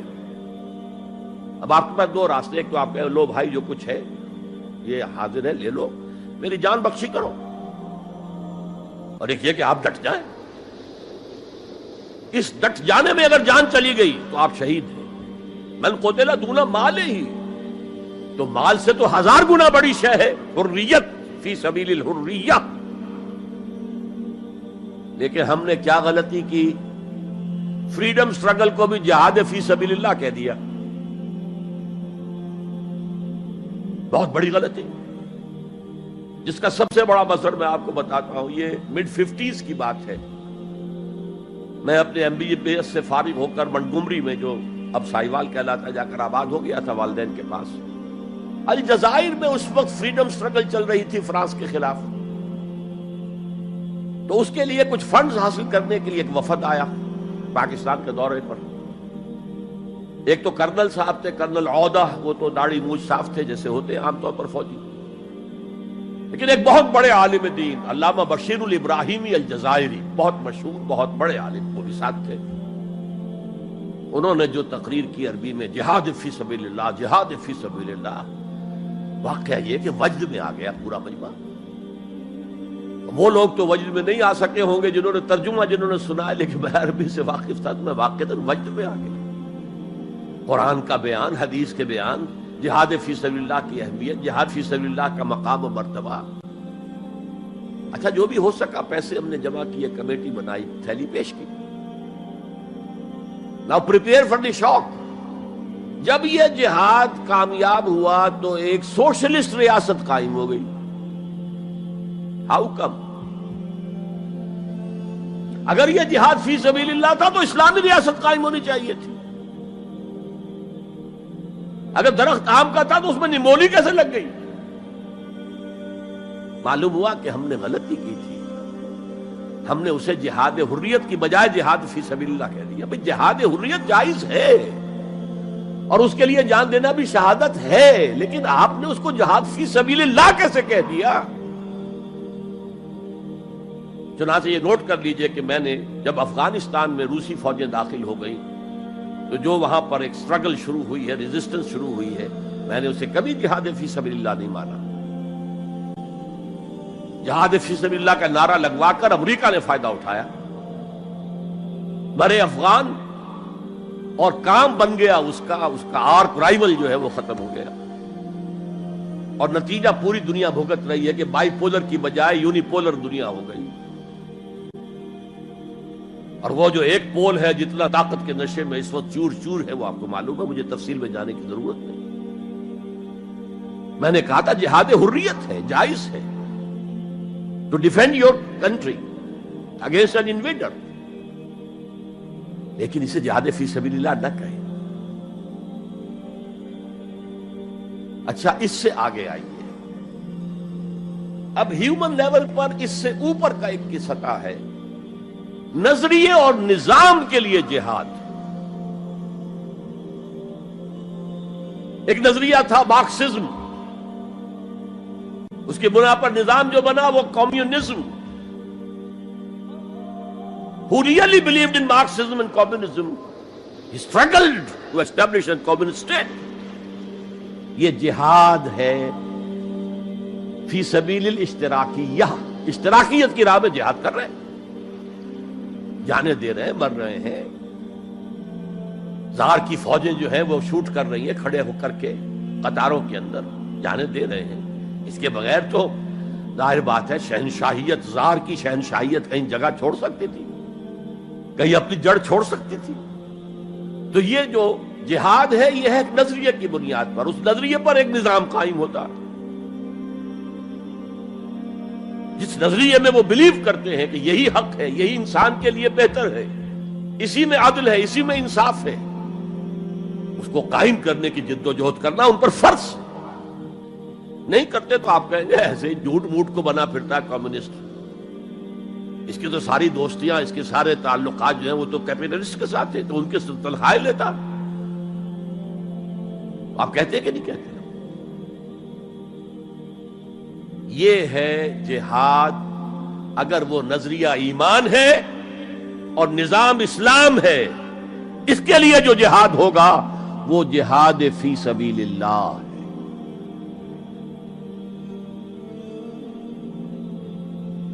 کسی اور مقصد کے لیے یہ جہاد کو آپ جہاد فی سبیل اللہ نہیں کہہ سکتے. آپ ڈیموکریسی کے قیام کے لیے کسی بادشاہت کو ختم کر کے ڈیموکریسی کا نظام قائم کرنا چاہتے ہیں، جہاد ہے. جہاد فی سبیل الدیمقراطیہ، جہاد for the cause of democracy, جہاد فار دی کاز آف اشتراکیت. اسی معنی میں قرآن مشرکین مکہ کو بھی مجاہد قرار دیتا تھا. وہ تھے مجاہدین فی سبیل الشرک. جانے نہیں دے رہے تھے کیا؟ قربانیاں نہیں دے رہے تھے؟ وہ اپنے عقیدے کے لیے، اپنے نظریے کے لیے، اپنے نظام کے لیے جانے دے رہے تھے. تو یہ ہے جہاد نظریے اور نظام کے لیے. پھر میں تیسری مرتبہ دوہرا رہا ہوں، اگر وہ نظریہ ایمان ہے اور نظام اسلام کا ہے، قائم کرنا پیش نظر ہے، تو وہ ہے جہاد فی سبیل اللہ. اب اس کے 3 لیولز ہیں اور ہر لیول پر 3 سب لیولز ہیں. سب سے پہلا جہاد فی سبیل اللہ کا مرحلہ ہے کہ ایمان دل میں آ گیا تو ایک کشاکش اندر شروع ہو جائے گی. میں اگر فرائیڈ کی اصطلاح استعمال کروں تو ایگو اور اڈ یا لبیڈو میں تصادم ہوگا. آپ کے نفس کی خواہش کچھ اور ہے، ایمان کہتا ہے غلط. کشاکش ہوگی کہ نہیں؟ یہ اندرونی جہاد ہے اپنے نفس کے خلاف. جیسے فرعون نے کہا تھا الیس لی ملک مصر وہذہ الانہار تجری من تحتی، کیا میں بادشاہ نہیں ہوں مصر کا؟ مصر کی حکومت میری نہیں ہے؟ اور کیا یہ ساری نہریں جو ہیں میرے نظام کے تحت نہیں چل رہی؟ اسی طرح برا نہ مانیے، ہمارا نفس کہتا ہے یہ جسم میرا ہے، میری ملکیت ہے، اٹس مائی ڈومین، میری خواہش پوری کرنی ہوگی. جیسے اس نے کہا میں نہیں جانتا کوئی خدا ہے میرے سوا اور میرے اوپر، میں نہیں مانتا. نفس بھی کہتا میں نہیں ماننے کو تیار. کیا حلال ہے کیا حرام ہے، کیا جائز ہے کیا ناجائز، میری خواہش پوری کرو.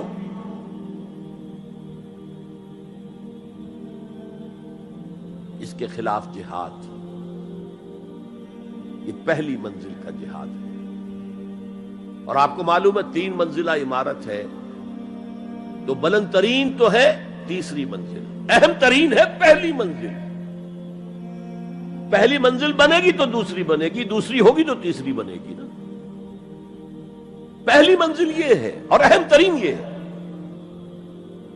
اسی لیے مولانا روم نے کہا نفس ماں ہم کم ترس فرعون نیست، میرا نفس بھی فرعون سے کم نہیں ہے، لیکن ایراعون نیست، اس کے پاس لاؤ لشکر تھا.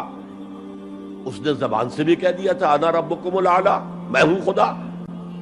میرا نفس بیچارہ اس کے پاس کوئی لاؤ لشکر نہیں، زبان سے تو یہ کچھ نہیں کہتا، اندر یہی کہتا میں بادشاہ ہوں اس وجود کا، میری مرضی پوری.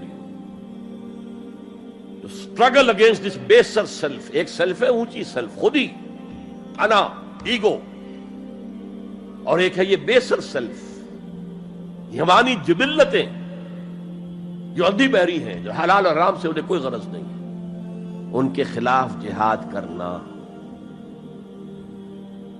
آپ نے فرمایا صلی اللہ علیہ وسلم المجاہد من جاہد نفسہ، اصل مجاہد وہ ہے جو اپنے نفس کے خلاف جہاد کر سکے. تمہارے اندر یہ دشمن تو بیٹھا ہوا ہے، تکڑا ہے، تمہیں کنٹرول کر رہا، چلے آؤ باہر کے دشمنوں سے جہاد کرنے کے لیے.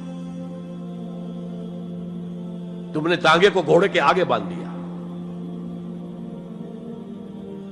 اور ایک دفعہ حضور سے پوچھا گیا ای الجہاد افضل یا رسول اللہ، اے اللہ کے رسول سب سے افضل جہاد کون سا ہے؟ فرمایا ان تجاہد نفسک فی طاعت اللہ، اپنے نفس کے خلاف جہاد کرو، اسے اللہ کا مطیع کرو. یہ جو اندر کی کشمکش ہے، کشاکش ہے، یہ جہاد فی سبیل اللہ کا نقطہ آغاز، اللہ کا مطیع بنانا ہے نفس کو. اس کے ساتھ دو سب لیول اور ہیں. اس نفس کو بھڑکانے والی ایک قوت ہے انویزیبل، اور ویزیبل بھی ہے. انویزیبل قوت سب سے بڑی ابلیس، شیطان لعین، اور اس کے چیلے چاٹے جنات میں سے. اور ویزیبل میں انسانوں میں جو اس کے ایجنٹ ہیں، جو فحاشی کو کلچر کا نام دے، یہ اس ابلیس کے چیلے ہیں. ان کے خلاف جہاد نہیں کریں گے آپ. اگر آپ ان کے خلاف ایگریسو ایٹیٹیوڈ اختیار نہیں کریں گے تو آپ ان کے دباؤ میں آ جائیں گے. ان الشیطان لکم عدوا فاتخذوہ عدوا، اے لوگوں یہ شیطان تمہارا دشمن ہے، اس کو اپنا دشمن سمجھو. وہ تمہیں سبز باغ دکھاتا ہے، بدی کو مزین کر کے دکھاتا ہے، اچھے اچھے نام اس کے رکھ دیتا ہے، اور تمہیں آمادہ کرتا ہے بدی کے ارتکاب پر. نہیں، وہ تمہارا دشمن ہے. افتتخذونہ وذریتہ اولیاء من دونی، تم مجھے چھوڑ کر اسے اور اس کے چیلے چانٹوں کو تم اپنا دوست بناتے ہو. نہیں، شیطان کے خلاف جنگ کرو. اور تیسرا اس پر سب لیول کیا ہے؟ معاشرہ اگر بگڑا ہوا ہے، اس کا عمومی رجحان برائی کی طرف ہے، تو سوشل پریشرز آپ کو ادھر دھکیلتے ہیں. جیسے کہ اگر کوئی موب جا رہا ہے تو اس کے ساتھ چلنا تو بہت آسان ہے، وہ خود ہی آپ کو دھکیلتا ہوا لے جائے گا. اس کے خلاف چلنا بہت مشکل کام. ہو سکتا ہے آپ بڑی زور لگا کے 4 قدم آگے بڑھیں، پھر کوئی ریلا آئے 10 قدم پیچھے لے جائے. تب دو ہی راستے ہیں، زمانہ بات و سازت تو بعد زمانہ بے ساز. یا تو پیسو معاملہ ہے، زمانہ تمہارے ساتھ سازگاری نہیں کرتا، چھوڑو تم زمانے کے ساتھ سازگاری اختیار کر لو، چلو تم ادھر کو ہوا ہو جدھر کی. ایک یہ ہے کہ نہیں، زمانہ بات و سازت تو بعد زمانہ ستیس. زمانہ اگر تمہارے ساتھ سازگاری نہیں کر رہا تو زمانے سے جنگ کرو، لڑو، ریزسٹ کرو. تو 3 جہاد ہو گئے فرسٹ لیول کے. 3 سب لیولز: نفس امارہ، اڈ، لیبیڈو، نفس حیوانی کے خلاف جہاد، اس کو بھڑکانے والے، وسوسہ اندازی کرنے والے، اس میں پھونکے مارنے والے، شیطان اور اس کی ذریت مانوی اور ذریت نسلی، جنات اور انسانوں میں جو اس کے ایجنٹ ہیں، ان کے خلاف جہاد، معاشرے کے خلاف ایک اسٹرگل.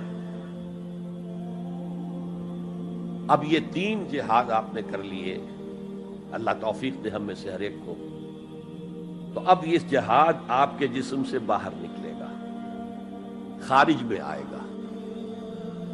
دوسری منزل ہے نظریاتی تصادم. اگر آپ نے ایمان کا نظریہ اختیار کیا ہے تو الحاد کا نظریہ رکھنے والے بھی موجود ہیں. آپ نے توحید کے نظریے کو اختیار کیا ہے تو مشرکانہ عقائد رکھنے والے بھی موجود ہیں. They are bound to resist. اس کے خلاف جہاد کرنا ہوگا، محنت کرنی ہوگی، اپنی بات کو دلائل سے ثابت کرنا ہوگا، اپنی بات کو اچھے انداز میں حسن اسلوب سے لوگوں کے دلوں تک پہنچانا ہوگا. ظاہر بات ہے وقت لگے گا، جان کھپے گی، اور اگر آپ انتہائی سنسیئر ہیں، یہ آپ کا ایک لائف لانگ اور ہول ٹائم جو ہے آپ کی انگیجمنٹ ہوگی ہے. اینڈ ٹائم از منی. جہاد بالمال، جہاد بالنفس، یہ ہے دعوت و تبلیغ کہہ لیں اسے، اپنے نظریات کو پھیلانا کہہ لیں. آخر مارکسسٹ نے اپنے نظریات کو پھیلایا پہلے پیور فلسفی کی سطح پر، ٹاپ انٹلیکچوئلز کو دنیا کے انہیں پوزیس کیا. اس کے بعد ادب کے ذریعے سے، ڈراموں کے ذریعے سے، شاعری کے ذریعے سے، افسانوں کے ذریعے سے وہ فکر جو تھا، طبقاتی شعور، کلاس کانشسنس کا شعور پیدا کیا. اور ہوتے ہوتے یہاں تک کہ ریڑی والے کے زبان پر بھی لفظ آ گیا استحصال. اتنا ثقیل عربی لفظ، استحصال کر رہے ہیں. یہ سارا کام یوں ہی تو نہیں ہو گیا. کتنے ادیبوں نے، کتنے ڈرامہ نویسوں نے، کتنے شاعروں نے اس فلسفے کو پھیلایا ہوا. اچھا، اس کے بھی 3 سب لیولز ہیں. ہر انسانی معاشرہ 3 سطح کے لوگوں پر مشتمل ہے. ایک انٹلیکچوئل مائنورٹی ہوتی ہے، انٹیلیجنسیا ہوتا ہے، یا جسے ایک اور اصطلاح میں کہتے ہیں brain trust of the society. They control direction and destination of the society. ہوتے ہیں مائنورٹی، مائنیوٹ مائنورٹی، لیکن ان کا اور پوری قوم کا جو باہمی رشتہ ہے وہ کیا ہے؟ جیسے یہ دماغ اور پورا جسم. میری ٹانگیں مجھے لے کر چل سکتی ہیں، دوڑ سکتی ہیں، اگرچہ اب میں دوڑ نہیں سکتا گھٹنوں کے آپریشن کے بعد، لیکن بہرحال دوڑا بھی کرتا تھا. لیکن کدھر جانا ہے اس کا فیصلہ یہاں ہوتا ہے. یہ صلاحیت ٹانگوں میں نہیں ہے. ہاں، یہاں سے فیصلہ ہو، دوڑو، دوڑیں گے. ہاتھ پکڑ سکتا ہے کسی چیز کو، کس کو پکڑے کس کو نہ پکڑے. ہو سکتا ہے کہ آپ نے ہاتھ بڑھا بھی دیا ہو، کسی کو لکڑی سوکھی سمجھ کر آپ جو ہے جنگل کے اندر سے ایندھن جمع کر رہے ہیں، اچانک آنکھ نے دیکھا وہ تو حرکت کر رہی ہے، فوراً اطلاع گئی، ارے یہ تو سانپ معلوم ہوتا ہے، یہاں سے حکم آیا ہاتھ کھینچ لو، فوراً کھینچ لیا. تو کنٹرول تو یہ کر رہا ہے نا. ماسز کسی معاشرے کی نہ ڈائریکشن معین کر سکتے ہیں، نہ اس کی ڈیسٹینیشن کا فیصلہ کر سکتے ہیں. یہ اس کا انٹیلیجنسیا ہے، یہ اس کا برین ٹرسٹ ہے، یہ اس کا انٹلیکچوئل ایلیٹ ہے. لہذا اس نظریاتی تصادم میں بھی پرائرٹی نمبر 1 وہ طبقہ ہے. اگر وہ آپ کے نظریات کے قائل نہیں ہوں گے، حامل نہیں ہوں گے، there can be no collective change in this society. افراد کچھ مل جائیں گے آپ کو، افراد کے اندر ہوتے ہیں جو قبول کر لیتے ہیں بس، لیکن معاشرہ ان کے کنٹرول میں. اور اس سطح کے لوگوں کو دعوت دینا، تبلیغ کرنا آسان کام نہیں. آپ کو دلیل سے بات کرنی ہوگی، آپ کو ان کے نظریات کا تجزیہ کرنا ہوگا، اس میں کتنا حصہ غلط ہے، کتنا صحیح ہے. ان کے دماغوں میں مارکسزم گھسا ہوا ہے، ان کے دماغوں میں فرائیڈزم گھسا ہوا ہے، ان کے دماغوں میں ڈارونزم گھسا ہوا ہے، ان کے دماغوں میں لاجیکل پازیٹیوزم گھسا ہوا ہے. ہاں، کچھ لوگ رہے ہیں آئیڈیلسٹ بھی. ایک ہندوستان میں مسلمان پیدا ہوا آئیڈیلسٹ فلسفی علامہ اقبال، اور دوسرے ہندو رادھا کرشنن، بہت بڑے آئیڈیلسٹ، اس میں کوئی شک نہیں. اور ان کو اللہ نے لمبی عمر بھی دی، تو انہوں نے جو تصانیف فلسفے پر لکھی ہیں علامہ اقبال نہیں لکھ پائے. تو یہ جو طبقہ ہے یہ عام واعظ و نصیحت سے اثر قبول نہیں کرتا. Because there is a barrier in their minds, in their brains.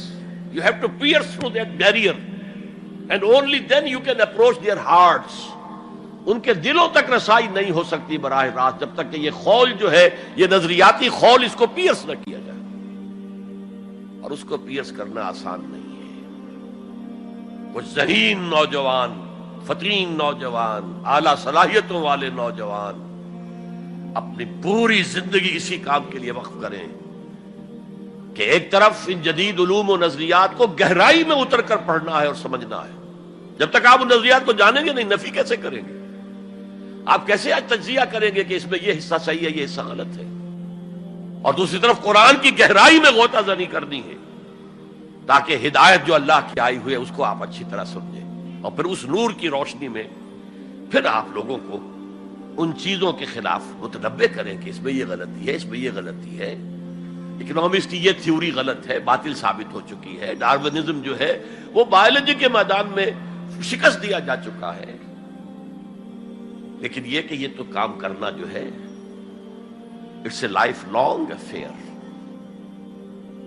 اب ظاہر بات ہے آپ کے علم میں شاید ہو کہ جب مارکس کتاب لکھ رہا تھا ڈاس کیپیٹال تو اسے فاقے آ رہے تھے،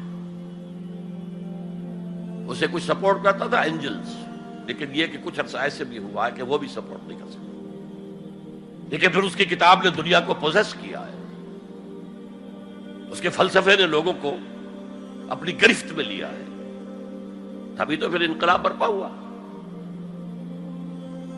اسی طریقے سے جب تک کہ کچھ نوجوان اسے اپنا پوری زندگی کا کیریئر نہیں بنائیں گے، اس کا کوئی امکان نہیں ہے کہ اس طبقے میں آپ کوئی ڈینٹ بھی ڈال سکے۔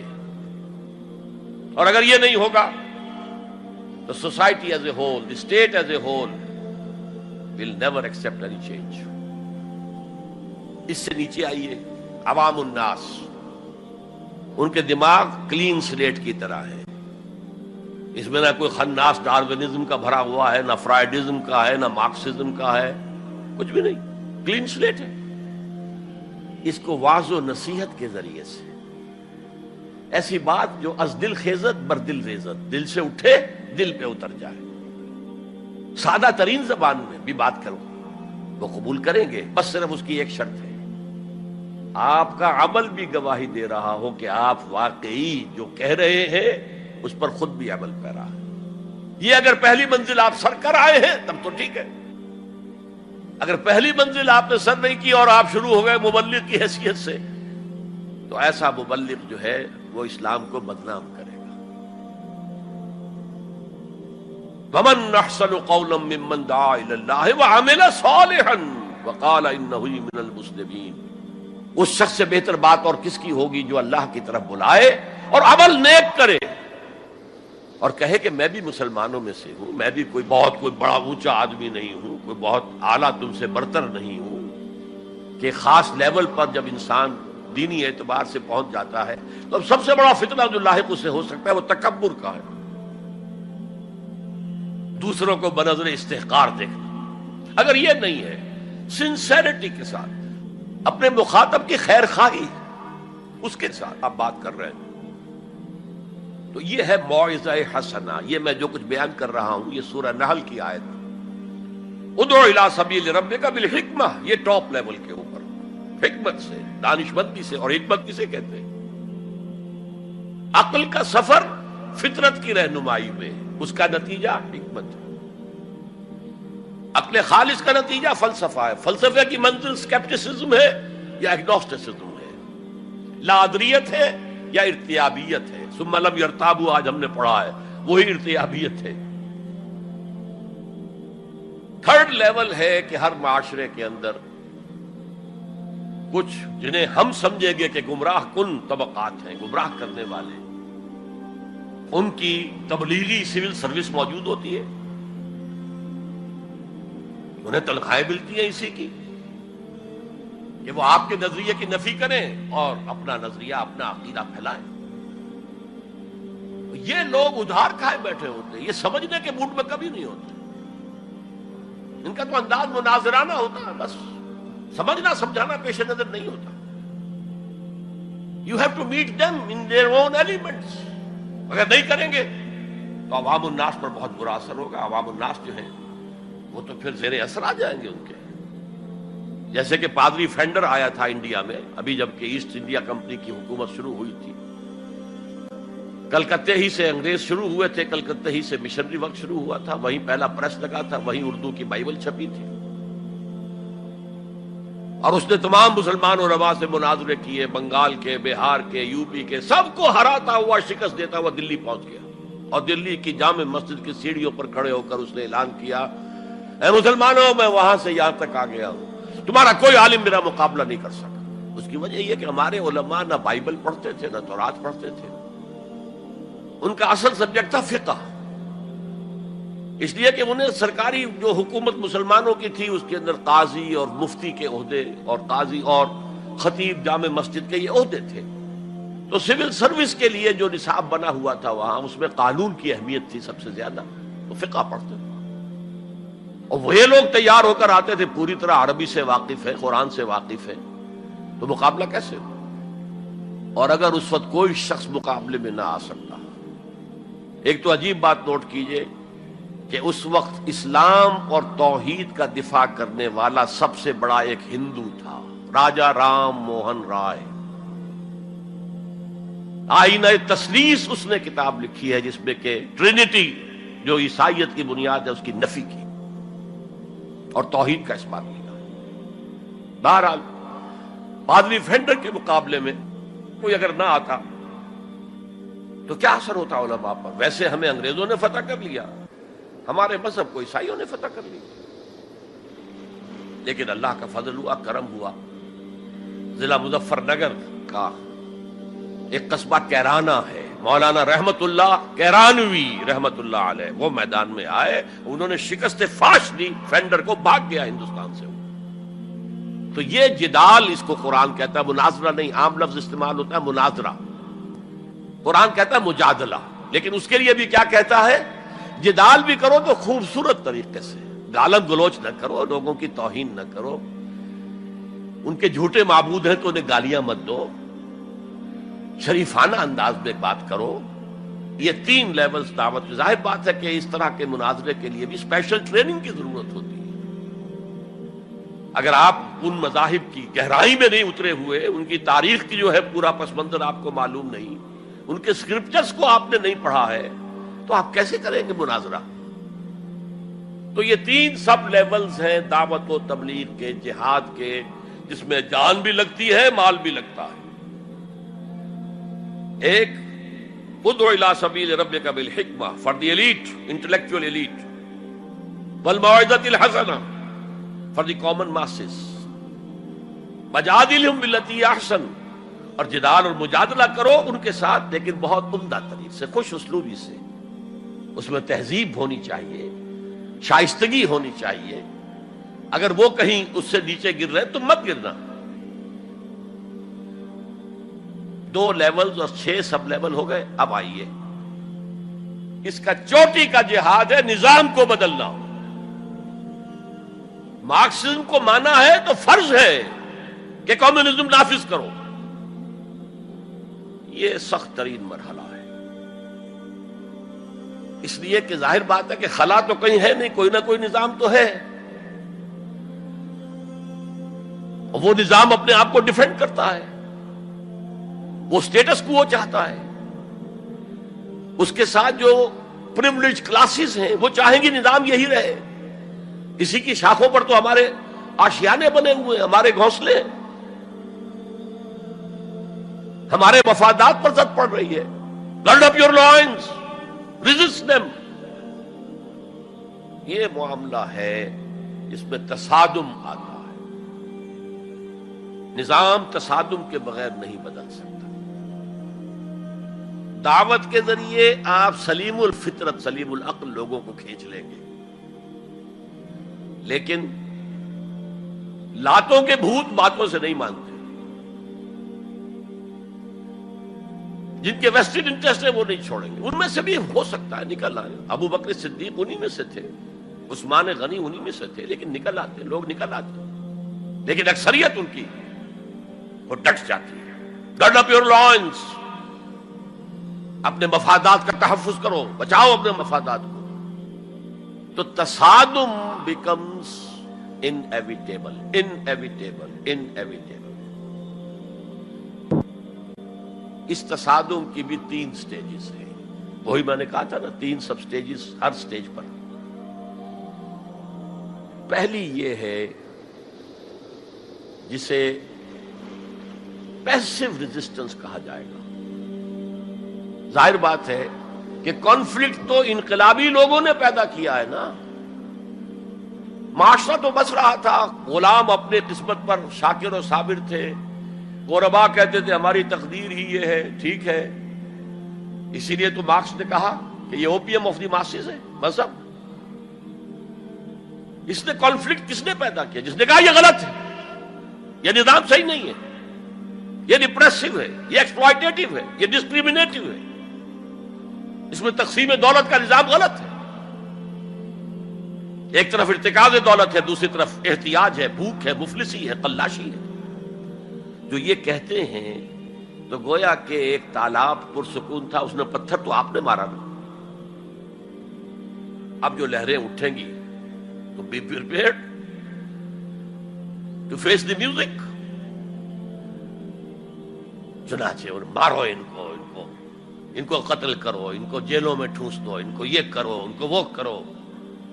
اس سارے معاملے میں پہلی سٹیج ہوگی اس نظریاتی اور نظام کے تصادم میں ٹیک آل پرسیکیوشن وداؤٹ اینی ریٹیلیشن۔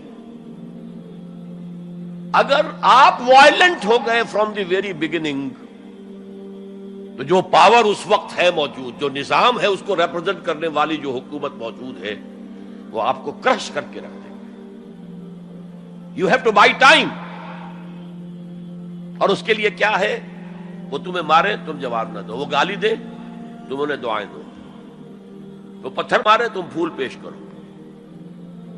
ادفع باللتی ہی احسن، بہترین انداز میں دفاع کرو۔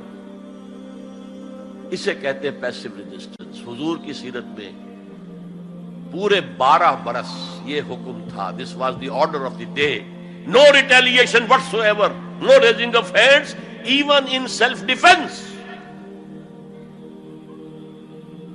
اور یہ میں آپ کو بتا چکا ہوں، مہاتما گاندھی نے کہا سرحدی گاندھی عبد الغفار خان سے کہ میں نے یہ عدم تشدد جو ہے، تشدد کا جواب تشدد سے نہ دینا، یہ میں نے سیکھا ہے حضرت مسیح سے اور حضرت محمد سے صلی اللہ علیہ وسلم۔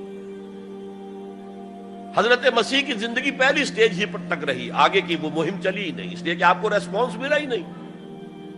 کہتے ہیں کل 72 آدمی ایمان لائے تھے ان پر، اور ان میں سے بھی 12 تھے جو ان کے مخلص ساتھی تھے، حواریین تھے، ہر وقت ساتھ رہتے تھے، اور ان میں سے بھی ایک وہ تھا جس نے غداری کر کے گرفتار کرایا ہے، ان کی اپنی روایت کے مطابق۔ اس کو چھوڑیے، تفصیل میں نہیں جانے کی ضرورت نہیں۔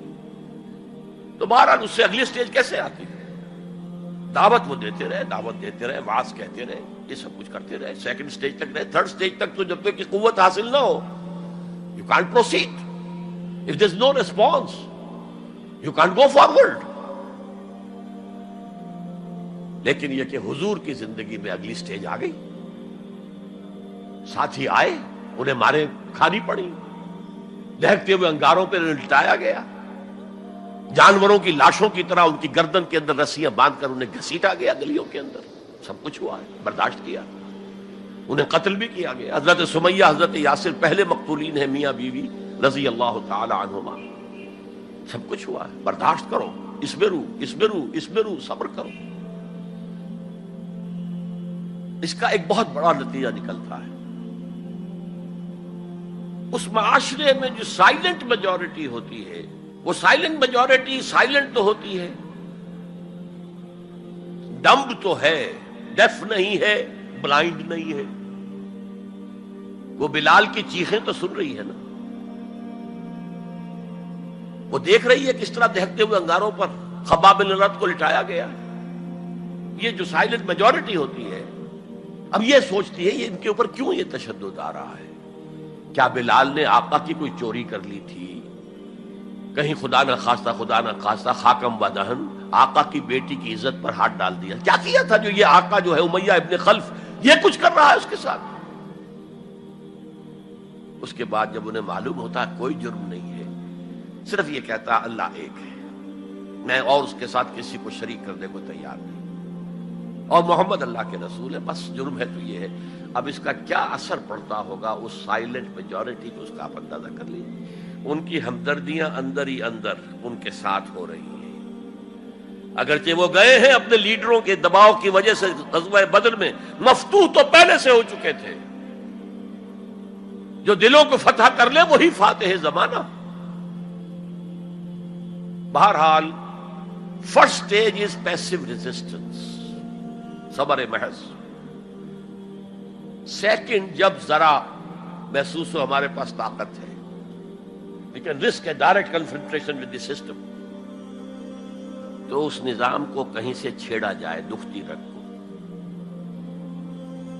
دیکھیے گاندھی جی کی موومنٹ میں عرض کر چکا ہوں، پہلے کیا تھا؟ Non violent, naan cooperation. کوئی جرم تو نہیں ہے، ہم نہیں پہنتے تمہارے کپڑے، کیا کوئی قانون ہے یہ؟ لیکن سیکنڈ سٹیج کیا آئی؟ یہ چھیڑنا تھا اس کو. نان وائلنٹ سول ڈس اوبیڈینس، ہم پرماتما کے سمندر سے پرماتما کا بنایا ہوا نمک لینے جا رہے ہیں، ہم نے تو کسی کو کچھ نہیں کہا. But it amounted to challenging the taxation policy of British India. اب لاٹھیاں پڑی ہیں، جیلوں میں ٹھوسے گئے ہیں، سب کچھ ہوا، برداشت کیا ہے، کھڑے رہے ہیں، مضبوط رہے. تو یہ سٹیج آتی ہے جب یہ سمجھا جائے کہ ہاں اب طاقت ہے ہمارے پاس، we can risk a direct confrontation with the system. اس میں حضور نے کیا کیا تھا؟ مدینے میں جا کر آپ نے 6 مہینے لگائے تھے، 3 کام جن سے کہ اپنی پوزیشن کنسالیڈیٹ کی. مدینے میں کنسٹرکشن آف دی ماسک، وہ مرکز بن گیا، وہی حکومت، وہی دار الشورا، وہی تزکیے کی جگہ، وہی نماز کی جگہ، سب کچھ وہی تھا. دوسرے، ایک انصاری ایک مہاجر، بھائی بھائی، تاکہ یہ 2 فیکشنز علیحدہ علیحدہ نہ رہیں، انٹیگریٹ ہو جائیں. اور ایک جو 3 قبیلے یہود کے موجود تھے، ان کو جکڑ لیا ایک میثاق میں، معاہدے میں، میثاق Medina, joint defence of Medina, pact for the joint defence of Medina. اگر مدینے میں باہر سے حملہ ہوا تو ہم سب مل کر ایک امت کی حیثیت سے دفاع کریں گے. اس کے بعد آپ نے چھوٹے چھوٹے چھاپا مار دستے بھیجنے شروع کر دیے. ان کی جو لائف لائن تھی، میں نے بتایا تھا کہ ان کے کیریوانز کو کوئی ٹوکتا نہیں تھا، روکتا نہیں تھا، لوٹتا نہیں تھا. اب تھریٹن کیا محمد نے صلی اللہ علیہ وسلم. یہ گویا کہ اکنامک بلاکیڈ آف مکہ تھا. اور جب بھی یہاں کہیں گئے آپ، وہاں کے لوکل قبیلے سے آپ نے صلح کر لی، معاہدہ کر لیا. یا تو وہ پہلے قریش کے حلیف تھے، اب حضور کے حلیف ہو گئے، یا انہوں نے کہا کہ صاحب ہم نہ آپ کے ساتھ نہ ان کے ساتھ، نیوٹرل رہیں گے، نہ آپ کے خلاف ان کی مدد کریں گے، نہ ان کے خلاف آپ کی مدد کریں گے. ان دونوں کا نتیجہ یہ ہوا کہ zone of political influence of Quraysh started diminishing. یہ 2 ریزنز تھیں کہ پھر پوری طاقت کے ساتھ قریش نے ریٹیلیٹ کیا ہے. اور پھر لاسٹ معاملہ شروع ہوا ہے، تیسری منزل. اس تیسری منزل کی تیسرا سب لیول، اس کا نام ہے قتال فی سبیل اللہ. اب جنگ شروع، a 6 years long war. یہ جو بدر ہے، احد ہے، احزاب ہے، بنی المصطلق ہے، بے شمار غزوات، چھوٹے چھوٹے، بڑے بڑوں کے نام ہمیں یاد ہیں صرف. It was a continuous war with battles. Badr battle ہے، جنگ نہیں ہے، جنگ تو مسلسل ہے. بہرحال اس کا نتیجہ یہ قتال فی سبیل اللہ کی منزل آئی ہے. چونکہ یہ ساری 8 منزلیں طے کر کے یہاں پہنچے تھے، لہذا کامیابی ہوئی. اگر ایسے ہی اچھل کر نویں منزل پر پہنچ جاتے تو نیچے گر کر ختم ہوتے.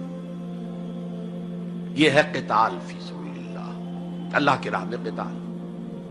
بہرحال آج کے انقلاب اسلامی کے لیے پہلے 5 سٹیپ جو کہ تو رہیں گے. دعوت دی جائے گی، لوگوں کی اصلاح کی جائے گی، انہیں منظم کیا جائے گا، پھر پیسو ریزسٹنس کے دور سے گزرنا ہوگا، پھر ایکٹیو ریزسٹنس. لیکن آخری جو ہے 2 طرفہ جنگ کی بجائے 1 طرفہ جنگ. آپ یہ نہ سمجھیے گا میں ہندوستان میں تقریر کر رہا ہوں تو میں گاندھی جی کی تعریف کر رہا ہوں. میری تقریریں کیسٹ پہلے سے موجود ہے، میں نے ہمیشہ نام لیا ہے کہ آج کے دور میں اس انقلابی عمل کی آخری سٹیج کیا ہوگی. اس کے ضمن میں مہاتما گاندھی کا پروسیس درست ہے. نان وائلنٹ، نان کوآپریشن، ترک موالات، نان وائلنٹ، سول ڈس اوبیڈینس. لیکن یہ سٹیجز کب آئیں؟ جب گاندھی لیڈر بن چکے تھے.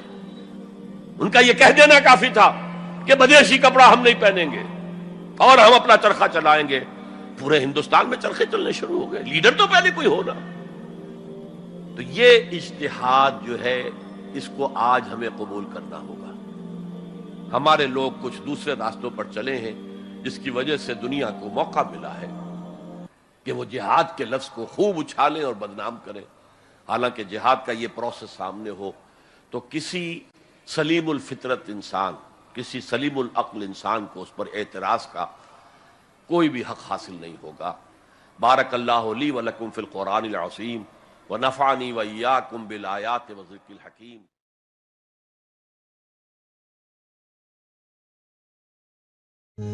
رب رب کر دے بڈھے ہو گئے اتے ملا پنڈت سارے رب دا کھوج کھرا نہ لبا اتے نہ کیتے بئی نظارے.